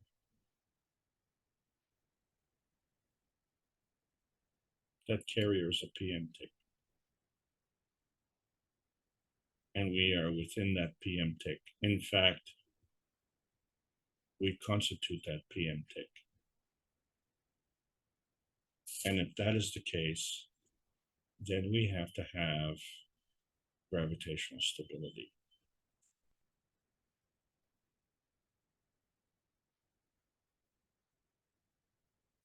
So where do we get that stability? It has to come from within. And that's when the light went on, when the soul is inside. And it's a two-way street, isn't it? The one soul that connects to the universe and the other soul that connects to the environment. And the anchorage of one is your three-dimension aspect, and the anchorage of the other one is another three-dimension aspect. And the transition between the three dimensions is you. You are the radiant you. You transfer and transmute between these two dimensions. And in order to be able to do that, you have to be gravitationally stable. And so it's not 1, 2, 3, 5, 6, 7, and you're 4. It's 1, 2, 3 where you are, 1, 2, 3 where you're going. Over to you, Mark. Okay. Well, let's ask again. Well, I wanted to ask you, Alex, are you ready to fall in love again with another entity? He said it would be worse than falling in love on this planet. Oh man, this Frank. is so scary.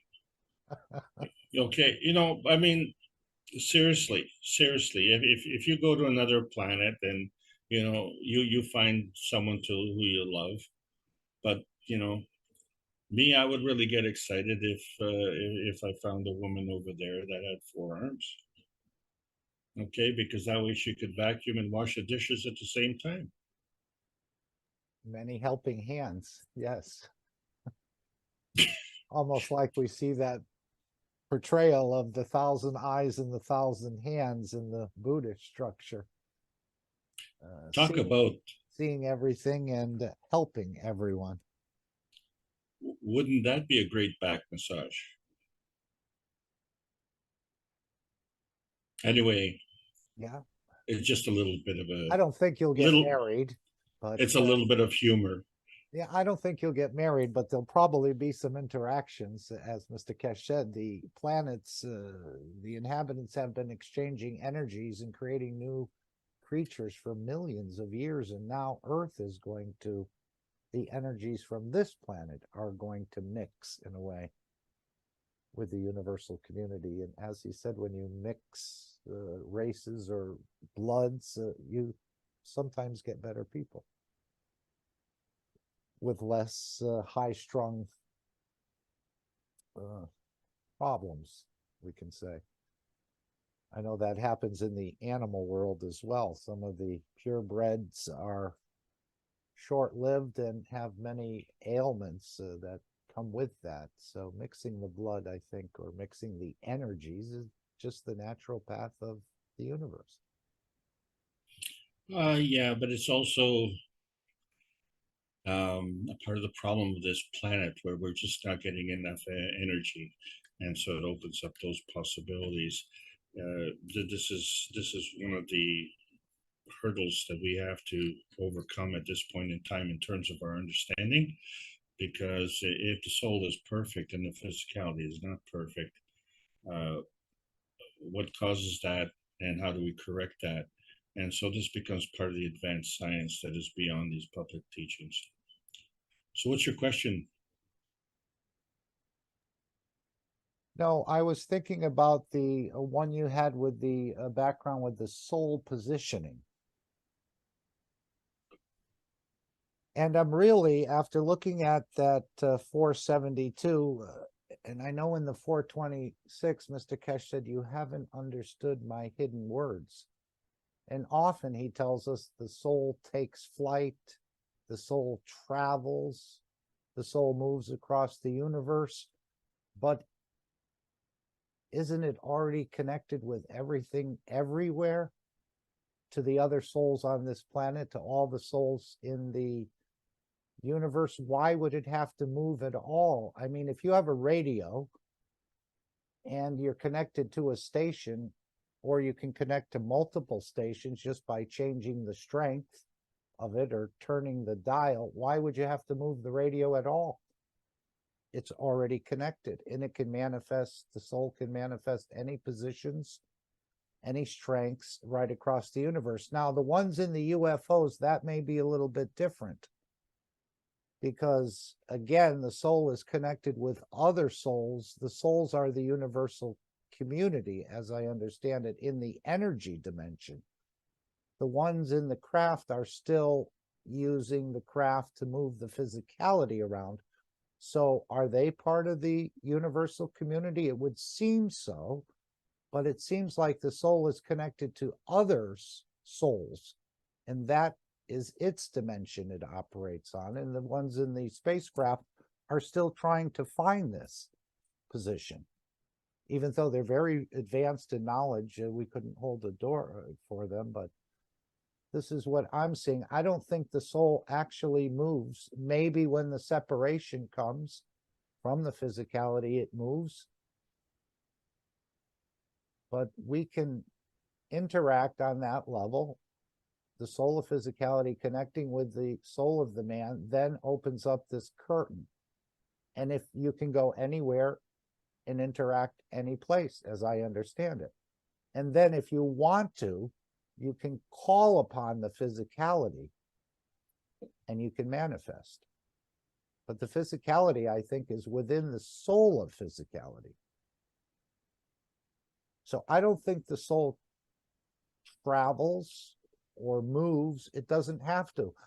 And the reason is, well, we saw the drawing from the 472. And if you bring up that drawing of yours with the soul positioning, the background, and this was my question earlier. How could the eye of the man receive fragments of information that's being transferred, or energy, between the soul and the universal community if the soul wasn't there? How could it pick up any fragments? There wouldn't be anything to, let's see, one of these. I can't hardly see them. I think it was called soul positioning, where you had the different lines coming in the soul within the skull. I'm not sure which, it was one of the earlier ones, I think, in the beginning of the presentation. But I'm thinking the soul does not need to move anywhere. No, not that one.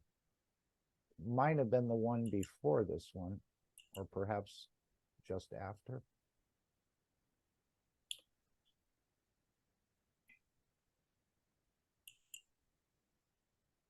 There it is. I think you're on it. Yeah. So why would the soul have to move anywhere if it's connected right across the universe to every star, every planet, every other soul in the universe, and every soul on this planet? Would it have to move? Would it have to actually exit? Or is it just the energy and information that's moving? And you see the position of the eye. How could the eye pick up fragments of a daydream or a dream unless that information was transiting across the eye sockets or in that area? Maybe it's the nose. So to me, the soul is not moving anywhere. It's just connected right across the universe and right across this planet to every other soul. It doesn't have to move. Yes, my understanding is that too. Okay, I'm just coming to this understanding because we've heard Mr. Kesh tell us when you dream, the soul travels to the other side of the universe. But is it actually traveling, or did he use that just because we're so physical to help us to understand it? I think you have a very strong point there. And I think we all have to Especially with the eyes, Alex. How could it pick up information if the soul was outside of the skull? There would be no information. Which soul traveling. are we talking about, Mark? The soul of the man. Well, is the soul of the man connected to all of the souls of the man across all time and space? And the soul of physicality is the one that's picking up the information? No, the eyes are picking up the information because that's where the energies are transiting and coming back through to the soul. So if the soul wasn't there, there would be no dream. There would be no fragment of a dream. It's picking up, and you probably weren't with us earlier where we shared that 272nd Knowledge Seekers workshop. I could bring it back up just to show you. The thing, Mark, is that the memory is part of the physicality, the conscious memory, and our existence is based on the emotion of knowledge, which is, shall we say, a plasmatic reality. So just to throw a thought at you. Sure. So I'm going to put it in my hand, and I'm going to just whip it at the computer screen, and somehow, hopefully, it's going to hit you in the forehead. That's a figure of speech. Sure, but why would you have to go see your brother-in-law if you're already connected to him? You wouldn't have to physically move anywhere. No, you don't have to do anything. It's just like, you know, your example with the radio stations, they're all operating, but you have to turn the dial to figure out which one you're going to tune into. And so I think the answer to your question is purpose. Our life has a purpose, okay? And if you think, you know, your purpose is to sit there and watch video games that some, you know, programmer has created in his image, and that's your purpose in life, then I would question that. So the question is, what is the purpose of our life here on this planet? And then if that purpose is fulfilled, then would we stay here? And then if we go somewhere else, what would that purpose be? Would we want to leave for no purpose? Is there anything that we'd want to do for no purpose? I think life has purpose. Well, it's just for maturing the soul at this existence, at this position, to gather whatever energies it needs to go to its next position, to So mature what? it. Why can't we be childlike? We are. Why? And my understanding, some mature souls come here too. Let me just share the screen for Nikolai, if I can, and then you take it back, Alex, please. Sure. This is what we covered in the 472 earlier, where this is the non-tangible reactor, let's say, of the soul of physicality. This is the soul of the man, and this is the connection to the souls in the universal community. This is the dimension it operates in all the time. It can also see through the eye. So here's Mr. Kesh's drawing here of this is the eye, this is the soul. And the information travels back and forth, or the energy travels back and forth. And he's saying these eyes pick up fragments of that information. So my point was, if the soul actually physically leaves, how could the eye pick up any fragments of the information passing through it if the soul wasn't there? So my conclusion is the soul is not moving anywhere. It's just connected. And if we connect this soul of physicality, and he said it's up to us, each one has a individual, you already have a set of non-tangible reactors, magrevs, within the brain or within the skull, within the body of the man. And you use those to make that connection. And then that third eye, that curtain, opens up to every other soul that's in that soul dimension of the universal community's family. As I said, the ones in the UFO may not be there because they're not in the pure dimension of energy. They're inside a physical craft. So that may be a little bit different connecting with them. But to connect across, the soul doesn't have to move anywhere. This is just my thinking right now. Go ahead, Nikolai. So your question, Mark, was in terms of why Does do the the eyes soul- pick up something that the soul is receiving? Yeah, that's what we call the dream or the daydream, as Takesh indicated. Well, what if the soul has not left, as you say, but just expanded its field beyond the physical body? And as it returns back to its smaller shape, so to speak, the brain receives certain information that the soul gathered in that trip. And as it comes back in and condenses back in, the eyes pick up pieces of it. But my point is, why would it have to move anywhere if it's connected to everything everywhere? I'm not saying it went anywhere. I'm saying it stayed there. It just Okay. grew in field. Its Yeah, I don't fields even think it- expanded. Well, here's the reasoning for that. If the blood flow in the body drops, like it does when we are in a sleep state, or in the condition of what we call death, and the magnetic field of the blood is lowered, then the expansion of the soul is easier, and it expands into that open space. So if the same thing happens in sleep, it would stand to reason that that field in the center of the brain would expand and receive more information than it does in the smaller condition. That's my consideration. Okay, yeah, I Yes. don't know if it expands or remains the same. It doesn't seem like it would need to expand. It's already connected to everything on the soul energy dimension of the universal community. And if you bring that soul of physicality in touch with it and they harmonize, then the physicality, soul of physicality, is then becomes a passenger and can participate in that and go anywhere. So this is the reactors he's telling us we need to practice and work on, and joining those two souls together at the same strength in a way, or the same harmony. That once that happens, the curtain opens, the third eye opens.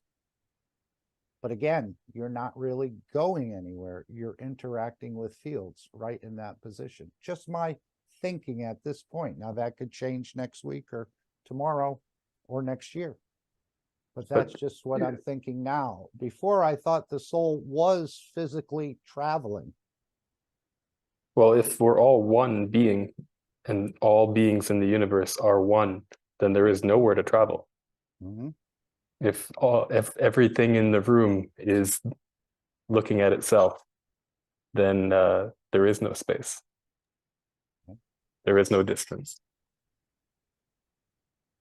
And it seems to me like what was happening in the experiences in Linz was that the systems were designed to take over the role of the containment field of the blood in a way to create that condition Lower it, yes. while beings were still walking and seeing, so to speak.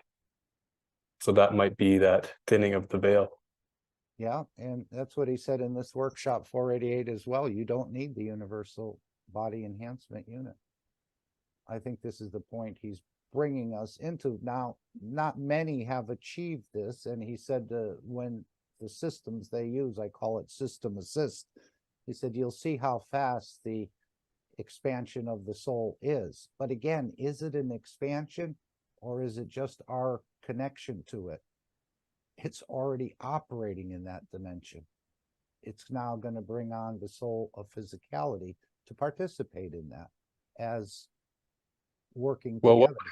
what would happen, Mark, if you look in this picture here on the left, and the green dot in the center of the pink box expanded to the point where it was physically touching the green dot below, that, in my opinion, would change the interaction between those two souls. And you would have perhaps a merger of the two in physical space, so to speak. But he always spoke about elevating the soul of physicality. That's it. And so if we elevate the soul of physicality into the other position, then they're in a different distance from one another. Distance in air quotes, so to speak. They're closer. So the interaction would be different. They have a If closer. you put the sun and the earth in the position of the center of the brain, and then the earth where that the green square on the bottom is, and then you change those positions, or you grow one into another size, it would radically change the experience on the other, in the other location. Okay, well, we have to practice this and get to understand it, but this is what he's asking us to do, is to bring the two souls together to open up the third eye. Third eye opens up the entire universe. Go ahead. Can I talk? Oh, okay. Let's talk about a little bit practical thing. I already long time ago I spoke about, I saw my 5 life in one day. You saw your So what?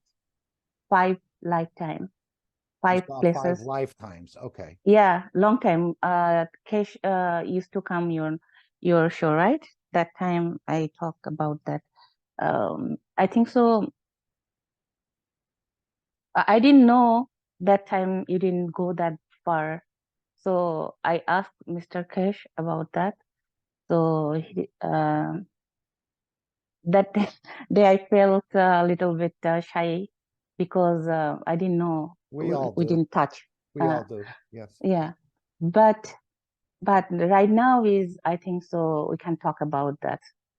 Now is time. I saw one day I saw my 5 life. I saw in different body, people body, man. I saw myself in 3 men and 1 child body and 1 under the sea. Same time. Like one life to another life. It's like a movie. One few minutes ago, we are talking about the radio station. It is like a radio station, TV station. I saw a fragment of life, one life, and then suddenly I saw another life, fragment of another life, and then say another life. Then the last one was under the sea. Last one was under the sea. I'm moving with a big wheel, but I didn't see my body that time. But I was maybe something like a whale, dolphin or something like that. Mhm. I'm smaller than the big whale, and I'm moving with him. And suddenly I felt he doesn't. I am following long time him, and he doesn't right now. He want to stay alone. So I left him there, and I'm coming up to the water, to the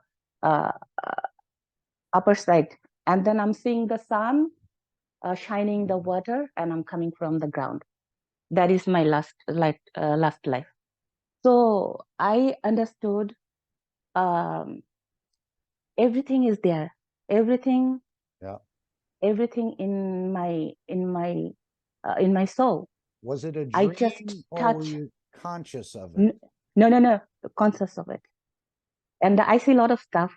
I talk a lot of time, a lot of stuff, but I can't say everything together. He said it would be perfectly natural to operate in these 2 dimensions. This is what we're trying to do. And even bringing the soul of physicality up into the soul, he said then the soul of physicality would be fed by the soul, and that would transfer energies to every soul of every cell within the body, eliminating more of the killing. Yes. It could. Yeah. And when that is the one day I saw five lives, but other day maybe a fragment of hair, fragment of their those kinds of stuff happening all the time. So this way I understand everything is happening in there and inside my soul, and I am touching just here and there. I'm bringing the information here from here and there, but and accidentally I go there. That is my understanding, and now I'm watching everything. We used to talk about the nano-coating, right? I understand right now our skin is nano-coating, right? So there is a whole lot of hope. When we sleep or meditation mode or relaxing mode, we pick up information from our skin, I think so.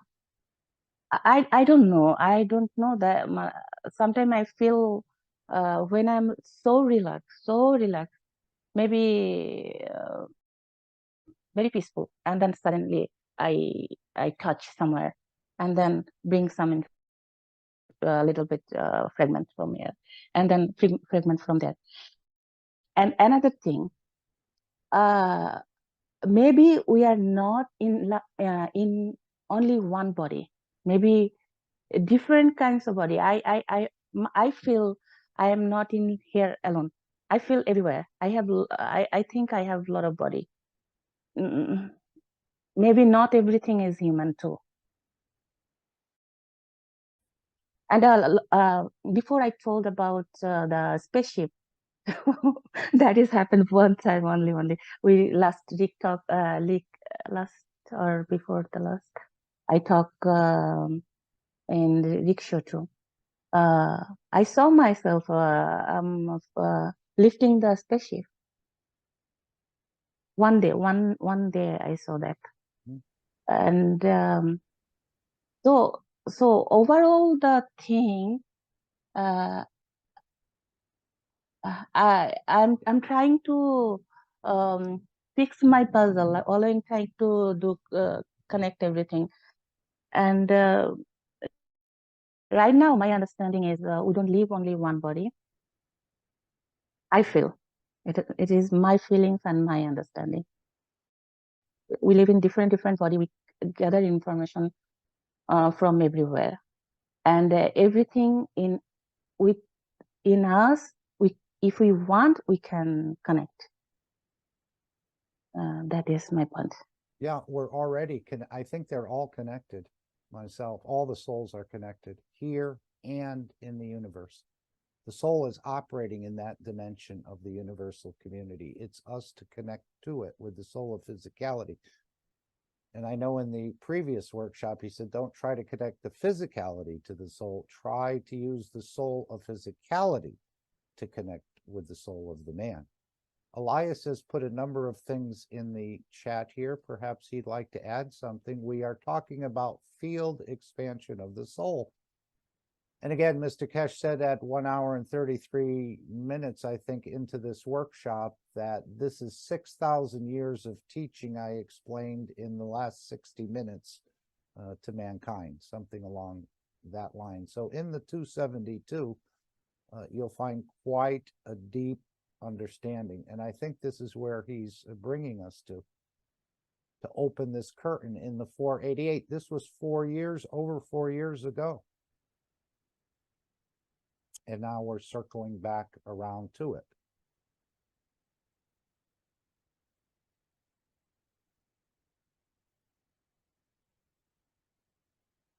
Okay, anyone else would like to bring a thought or a comment in? Please open your mic. Elias says another way to understand it is to compare it to the sun in our solar system. Micro is the same as macro. As part of the sun's life cycle, it eventually will expand its fields across the solar system and engulf the planets. Or will the planets be retracted into itself? That was my comment.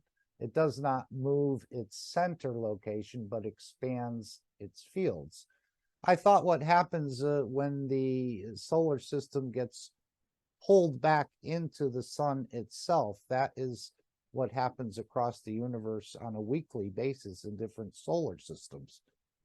And this is what I think Mr. Kesh was talking about in the beginning of the 2015, where he said we only had so much time left until the sun would retract the physicality it created back into itself. And so we would have to plan ahead for that. The same way the soul retracts the physicality in one of these car accidents and puts it back together in a nanosecond, and you walk out of the accident, as Jackie has shared with us and as we've seen on TV many times. And this is just another natural process.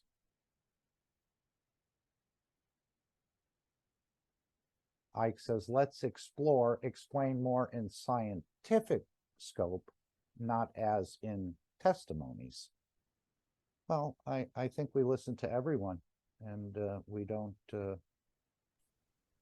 critique too much. We believe what people tell us. Go ahead, Alex, if you'd like to take back the screen, but I'd encourage everybody to spend a few time. Again, this came from the this one, Plasma Times, the real third eye.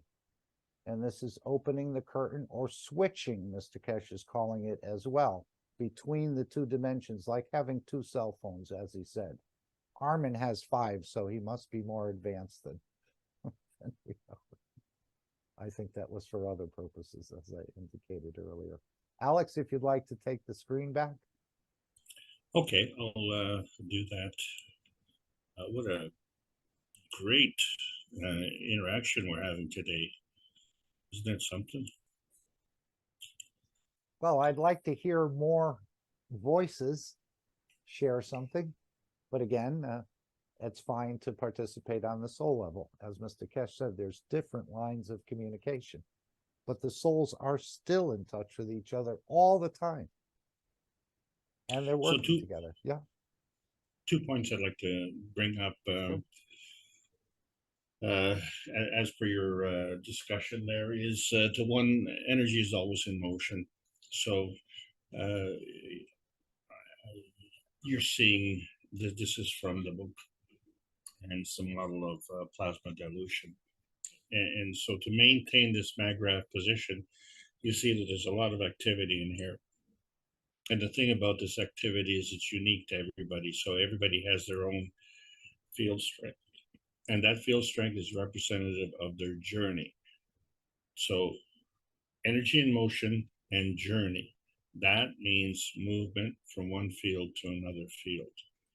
And the confirmation of that is the energy from the sun is coming to the earth.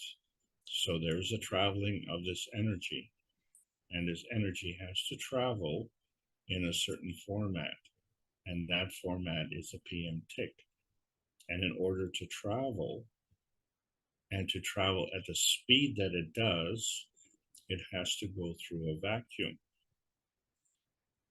So once it gets into that gravitationally stable thing that we see as our Earth, and we see that during the day, we see the sun, but at night, we don't see the sun because it's on the other side of the Earth, but we are still getting the energy from the sun.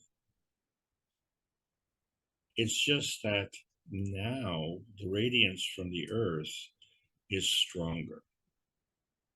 So the point I'm trying to say is energy in motion and journey means that there is a movement from one field to another field. So there is a connection, and there has to be a common denominator in order to facilitate that connection. So the soul in our body has to maintain the connection to our soul. That's why we're able to go to sleep at night. But also we have the capability of traveling. The question comes in, do we want to travel on a temporary basis and then come back just like we do in our dream state? Or do we want to travel and move to another location and stay there? So, it would be kind of inconvenient, let's call it, I guess, if you went to sleep and you decided to travel the universe and you left your body behind, and people are wondering, well, geez, I wonder when he's going to wake up. And as a soul, you're saying, oh, I'm never going back to that place. So we have to have a responsibility with respect to that, and so we're all governed individually in that regard. The point of the thing is that there is a travel, there's transmutation to another field. So in order to travel, there has to be a stability. And so the soul can travel the same way the light can travel from the sun to the earth. And the light traveling from the sun to the earth is very stable because it gets here. So we are using the same method for doing that. The physicality is limited in that capability. Why? Because it goes less than the speed of light. So the energy is all in the binding. It's not in the traveling. The soul has all the energy in the traveling. And because energy is always in motion, the soul will also travel. But the soul has made a choice. And that choice is to come to Earth. And that choice has a point. So our problem here is that we are susceptible to input. And we have to be discriminatory to understand if that input is accurate or beneficial to us. And the problem on this planet is that that input sometimes is malicious.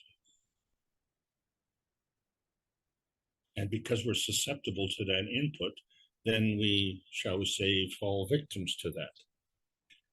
However, if we could discern the lie, so in other words, just because we're in physicality, we don't have to listen to the physicality. We have to listen to the soul. And since the soul will never lie, then, and I said this in a few previous classes where I ran into a lot of trouble because I started listening to the soul and not the words of the person. And it was upsetting to me because I could tell if they were lying. I didn't need a lie detector. I was the lie detector. The GANs was the lie detector, the GANs within our body. But the problem was that I had to pretend that I didn't know that they were lying. So it became my burden. So not to hurt their feelings, I had to pretend that they were telling the truth. Right. Mr. So, Cash has done this many thousands of times, he said. Many thousands of times. But I don't It think happens he to me reveals too. it. I don't think he tells them they're lying. He just knows this, what the soul has revealed to him. And then, thank you very much. I'm not going to buy that car or whatever is going on. so we have a large, disproportionate part of the population that is continually lying.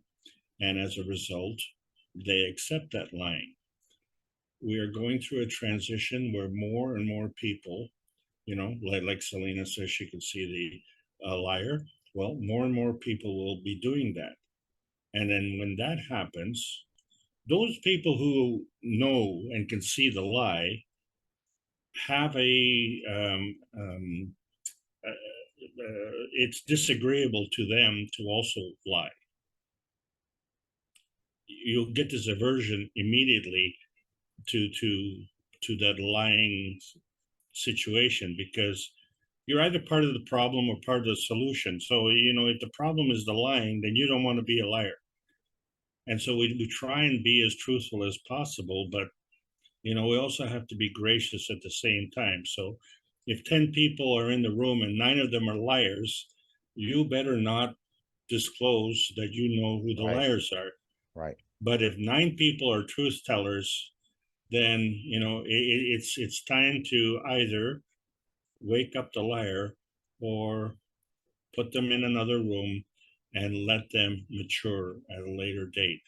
Because by entertaining these liars, we are retarding the progress of humanity. And if the progress of humanity is our purpose, then now we see the task at hand.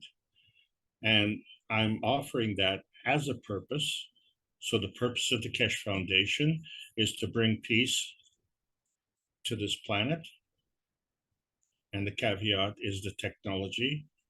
And it's not just bring the technology and you bring the peace, but the technology can enforce the peace. So if we can enforce the peace, that makes us bullies also. So what we need to do is to elevate all the souls so nobody bullies anybody. And then we can decide, if we choose, do we carry on with this mission because it's a big mission, or do we say, okay, my part of that mission is accomplished, now I'm going to move on to something else? And he's expressed, Mr. Keshe has expressed a concern that a lot of us will see that as a mission accomplished and want to move on.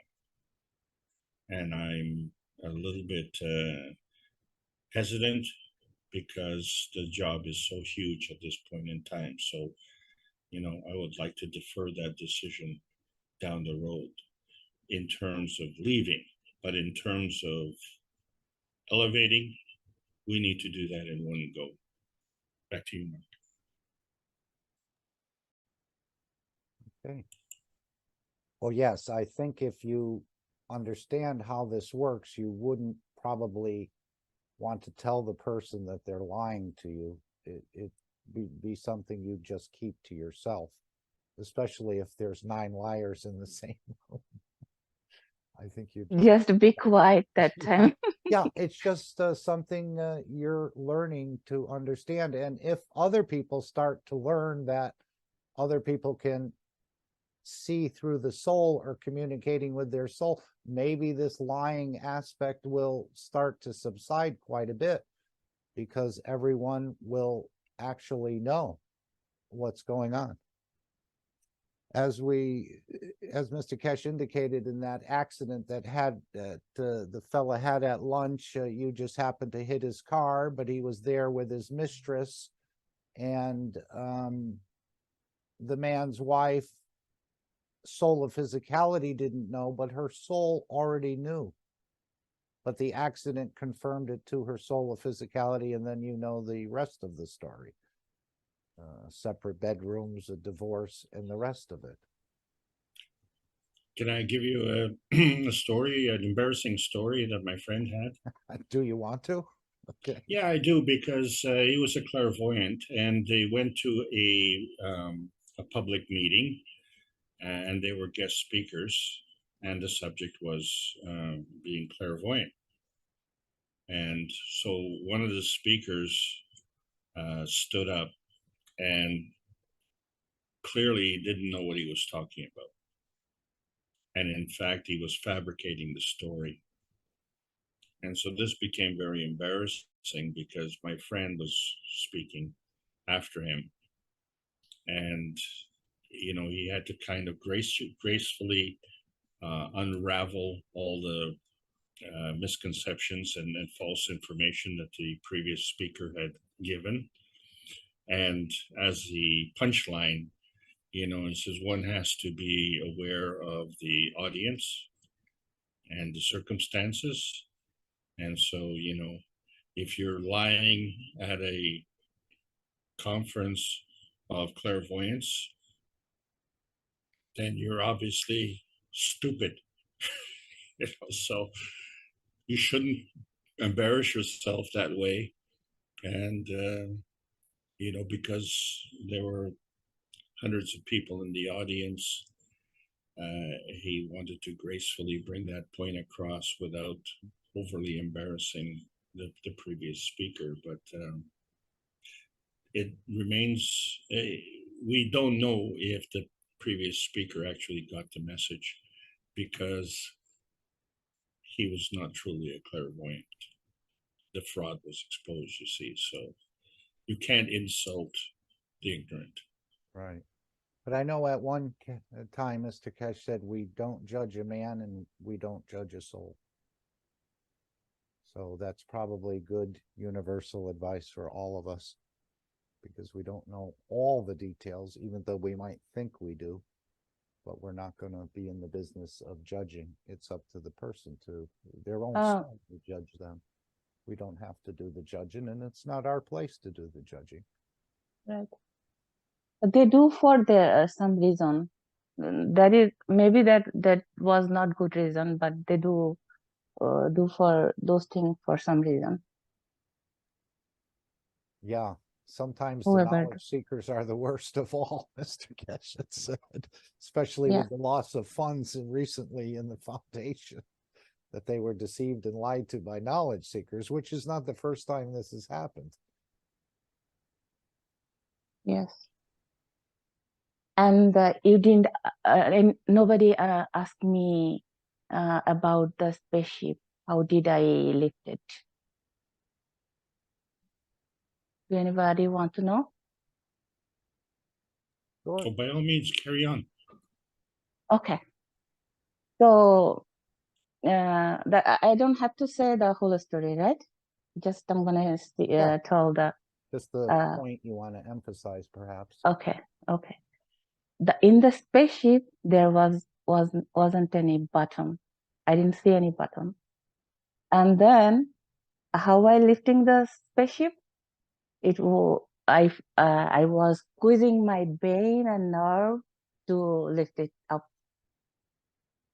It felt like I am maybe I am I am the spaceship. It's like whatever I do in my body, the spaceship will do that too.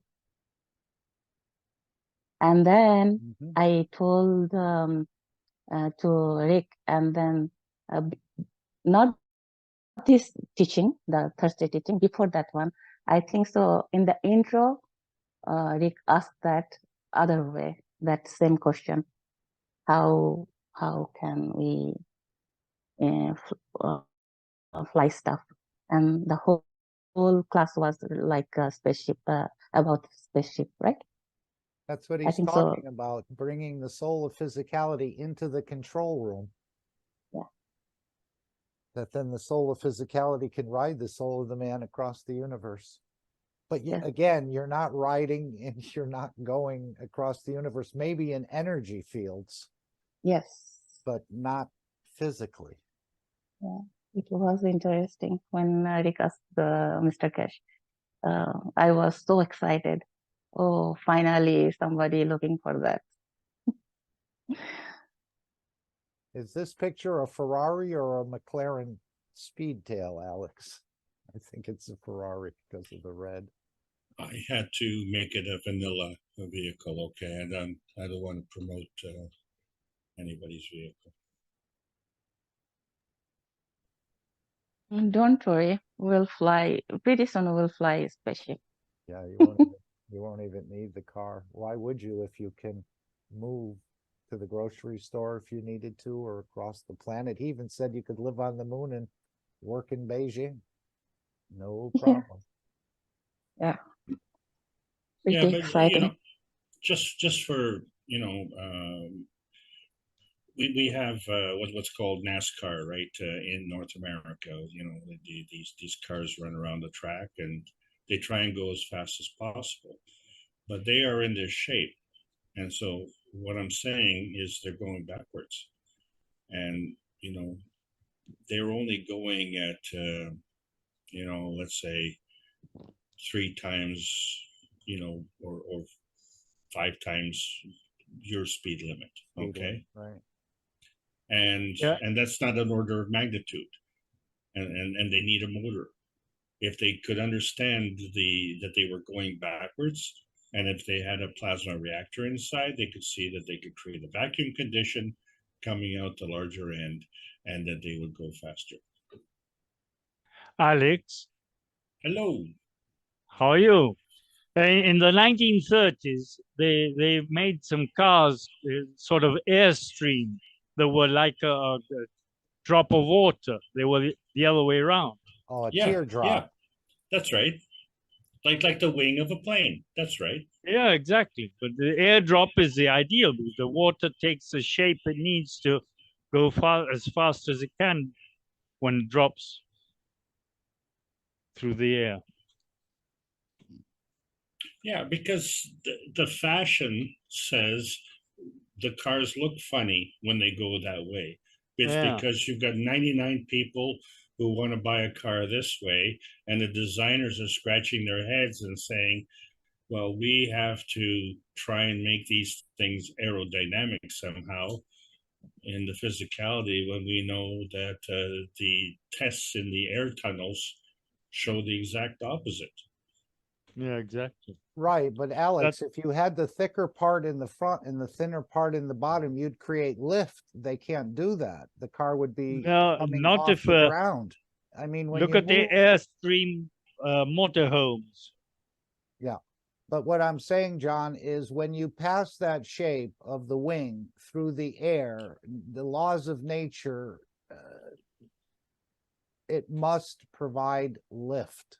This is the principle of the wing.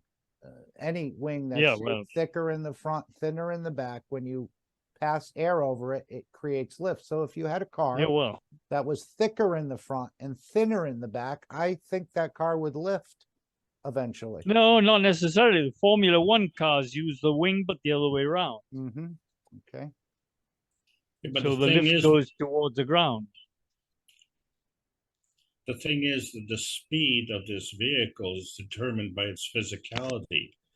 If you were to put a plasma reactor in the front, the negative energy coming out would create a vacuum.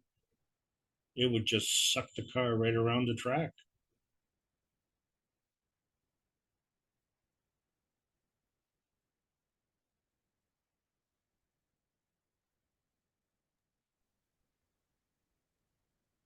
Okay, you'll be banned from racing for that, Alex.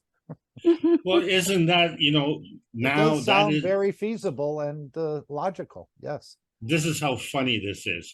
NASCAR was formed by moonshine runners, right? So they wanted to legitimize their hot cars so that they could get away from the police as they were running their moonshine. They needed, powerful cars. So what the police were doing was stopping them because they had souped up vehicles, and say, if you have a souped up vehicle, you're running moonshine. So they created this contest where they would have racing, and they would say, no, we're not souping up the cars to carry the moonshine. We're souping it up for the race on the weekend. Right, and this is the four-wheeler mentality again, the way the universal community looks at but they were four-wheelers. They were lawless, and they created a racing entertainment series, and they are so strict in their regulations. Like if you come up with any little tweak, and it's outside the limits, and you say, well, wait a second, you guys are a bunch of crooks, and here you are trying to enforce some kind of normality. Why don't you just open up the books and say, you guys can go as fast as you can and hope that you can stay on the track and not kill yourselves? Well, take the motor out, put a plasma reactor in there, and create a vacuum condition in front of the car and follow it as fast as you can. Remember, it's only on the x-axis. Randy has put in the chat, the antidote to chronic negativity is consistency. You must become consistent in your new perception of self and the world. Don't stop just like you didn't stop with the negative thoughts. You must push yourself to persist. No one will do it for you. You deserve a new outlook on everything. Thank you, Randy. Yeah, thank you, Randy. Look, now a lot of brain is working. A lot of It is. oh, brain is working. Okay, I thought you said bin is working. I didn't know who bin is. No, everybody's now excited to bring something new, right? Yeah, we're experiencing more and more as the weeks and the days go by, I think, and especially once this technology rolls out, and then you're going to hear confirmation by large governments and through the BRICS networks and so on. So again, Mr. Kesh said, I've taught too long, published too much. This is can't be reversed. Maybe it can be delayed, but even then, it's not going to stop. And hopefully we're right on the track now with the largest nation or one of the largest nations on the planet, putting the Kesh Foundation in their 5-year economic plan. So it's on the table, and some of the opposition in China has been removed. And as Mr. Kesh said, it was no coincidence China said they'll have a colony on the moon by 2030. And he said it's no coincidence that we're there working with them. So Yes. there's a lot to be revealed, but he said we leave it up to the governments and to our agreement that is allowing the governments, when they feel comfortable and when they feel it's the right time, to bring it out into the public domain. So we won't hear the announcements most likely. We're hearing a little bit in the background, but the major announcements will be through the governments themselves. And then the acceptability and the interest in this will, and once they start to see some of these systems remotely doing this and remotely doing that, they'll have a confirmation from their own government, and I think the interest will just skyrocket in finding out more about this technology and this peace process that we're going through. Really, it's going to skyrocket. Okay, it'll be like a geyser. I can feel his excitement in my heart.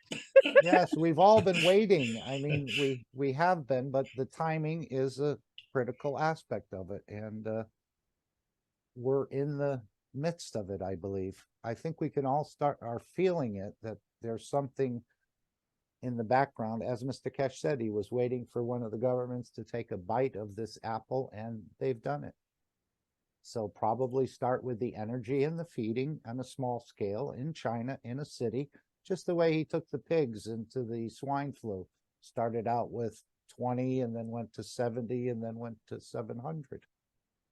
But I think it's all been documented in the work Mr. Kesh did in China over 2 or 3 years he was there, has laid the groundwork, and the plans were already laid. As we just heard his story in that 272 about traveling to the Forbidden City and no one touching anyone else's property, that they were safe there. And this is the beauty of the nation, he said, of making conditions that the soul of the man and the soul of the physicality can elevate. So I'm glad it, in a way, it came back around. And I'm sure the United States is right there, ready to go, he said. But they both should not compete with each other, that they should work for peace together and to go into space together as well.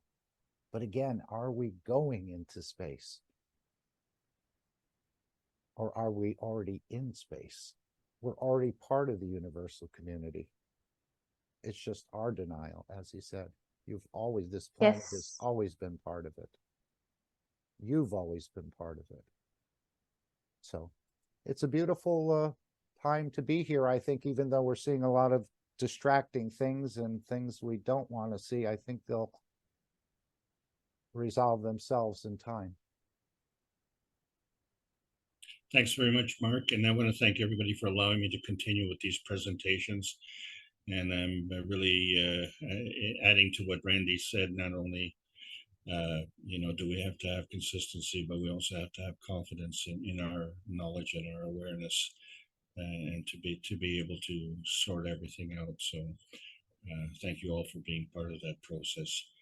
And I'll pass it back to you, Mark. Thank you. Nikolai, would you like to expand or read what you put in the chat? Wow, it's getting longer. It certainly is getting longer, guys. Sorry. When's your next book coming out? Well, this is not mine. This is a book called Conversations with God Oh yeah. by Neil Donald Walsh, which some of you may know of. Okay. And I can read this if you like real quick. This is just an excerpt Sure. Take from your something. time. Take your time. It's certainly lots in here. So this is a conversation between the author of the book and God, supposedly. And this was a process that I don't know how he got into the state that he did, but he wrote a number of books in this kind of question and answer phase. But yeah, I'll just read this out. It is important to understand why we came here. We, the souls which make up the collective. You're losing me. As I have already explained, there is only one soul, one being, one essence. Some of you call this God. This single essence individuates itself as everything in the universe. In other words, all that is. This includes all the sentient beings, or what you have chosen to call souls. So God is every soul that is, every soul that is now, ever was, and ever will be. So God is a collective? That's the word I chose because it comes closest in your language to describing how things are. Not a single awesome being, but a collective? It doesn't have to be one or the other. Think outside the box. God is both, a single awesome being, which is a collective of individualized parts. Very good, or good, very good. And why did the collective come to Earth? To express itself in physicality, to know itself in its own experience, to be God, as I've already explained in detail in Book 1. You created us to be you? We did, indeed. That is exactly why you were created. And humans were created by a collective? Your own Bible said, let us create man in our image and after our likeness, before the translation was changed. Life is the process through which God creates itself and then experiences the creation. This process of creation is ongoing and eternal. It is happening all the time. Relativity and physicality are the tools with which God works. Pure energy, what you call spirit, is what God is. This essence is truly the Holy Spirit. By a process through which energy becomes matter, spirit is embodied in physicality. This is done by the energy literally slowing itself down, changing its oscillation, or what you would call vibration. That which is all does this in parts. That is, parts of the whole do this. These individualizations of spirit are what you have chosen to call souls. In truth, there is only one soul, reshaping and reforming itself. This might be called the reformation. You are all gods in formation. God's information. That is your contribution, and it is sufficient unto itself. To put this simply, by taking physical form, you have already done enough. I want, I need, nothing more. Very nice. So are there different universes, or is it just part of a bigger collective? There is a beginning, but there is no end. Mm-hmm. I am the beginning and I am the end. Anyway, I thought I'd like to yeah, very drop nice. that in. Did you type that, or did you somehow Oh no, I found this. copy and paste? I This was is going a to say, this is you a must transcript. be a very fast typist. No. Someone else typed it out, and I just went through a Google document and copied it Very in. nice. Yeah. But this is essentially what I love about this part of the books, and I haven't read all of them. I've just had a friend send me a part of it, and he said, check this out. It speaks about, at the end here, to put this simply, by taking physical form, you have already done enough. I want, I need, nothing more, is in a way this idea that although we have a goal that we're trying to accomplish here in sharing this knowledge across the humanity and across the cosmos, simply by being, we have done enough. And it is a little bit challenging to think that we have to do things and also be things or be a presence. But in a way, simply by showing up here and taking physical form and being embodied here in this quote unquote time, we're doing everything we need to do. And yeah, I thought I'd just like to share that. Thank you. That's what Rick says a number of times. Go ahead, Ike. Nikolai, let me ask you. It's a nice stuff you put out there, and it got me thinking. So if God is a collective, the experiences that we have, do you think God knows about these experiences, or he's just learning the experiences as we manifest them, as we go along? I would imagine it's all a continuous flow. It's a feedback all the time. And there is only the present moment. And if all of us here are gods in formation, then we stand here holding our formation and gathering information forever and ever in the one present moment, and feed that back into the creator through whatever connection there is, however that functions. In plasma terms, we might say that's the zero-time communication. And there's also stories of people who have come close to death or have had that death experience and had their life flash before their eyes.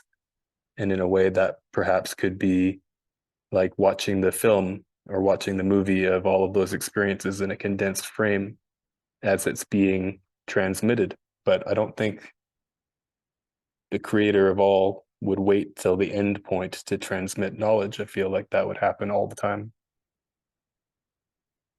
And the creator is still learning about his own creation.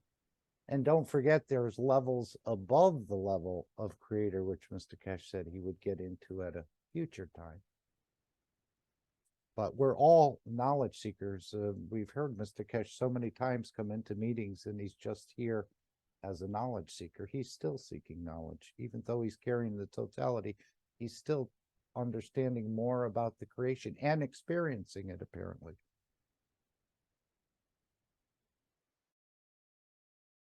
Anyone else would like to add anything before we play anew tomorrow in the final disclaimer?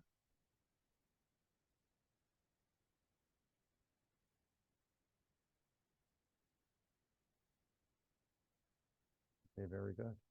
Thank you all for joining. Thank you, Alex, for delivering a beautiful teaching and the interaction of the souls. And of course, we know the schedule pretty much. The One Planet, One Nation, One Race on Tuesday, the Reactor Group on Wednesday, the Knowledge Seekers Workshop on Thursday, the Brazilian meeting on Friday, the Plasma Connection on Saturday, and we have this meeting on Sunday. So there's plenty to do with the general meetings in the Kesh Foundation, and also all the separate language communities. And eventually we'll all coalesce into one structure, I think. Although there are, I guess, the different voices, or the strength of each language is important to keep speakers of that language part of that. But maybe we'll start understanding on the soul level, we won't even need to speak the words, but the souls will interact. Again, there's so many things. No one knows what Mr. Kesh is building on this planet.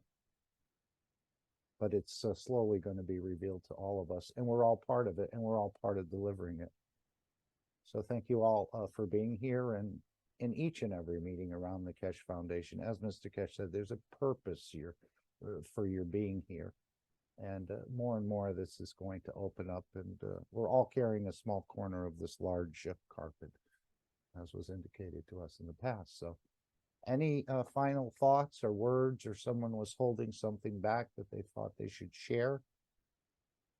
And we're working on trying to open that curtain. I know Mr. Kesh asked that on Friday, if anyone broke through. I think one or two people had mentioned something, but not fully broken through this veil or this curtain, or opening this third eye. And that's what we're working on. And it's not that difficult. I think we're all going to experience it more and more. And as he said, you won't call it coincidences anymore. When you send a message to someone else and they repeat that message, that just means the souls are interacting. We don't even have to say, oh, I thought about that 5 minutes ago and now you said it. This is the interaction of the souls, and they're all connected here and across the universe. My understanding, just the way I'm thinking about this at this point in time in my development. I can say anything in quick Yes. way. Yes. When you guys, anybody meditate, okay, I will talk like when I meditate. I keep my third eye. I close my eye and I keep attention in my third eye, and then I relax my body. There is no thinking or anything, and I keep relaxing every part of my body. Is there like I'm lighter something, very light thing. So that way it's easier to connect with third eye. It is my understanding. So I'm giving my secret. So Yes. if anyone try to do. Thank you. You're welcome. Yes, there are many ways, I think, that we can connect. Again, many people have achieved it in different ways, so we're not presumptuous to think ours, and Mr. Kesh indicated that in the workshop. There are many ways. Many people have achieved this, but not a lot, let's say. And now it's going to be opened up to billions of people. And again, we're all equal, and no one's above anyone and no one's below anyone. And this is the frame of reference we're going to use when we go out into the universal community. So thank you all again.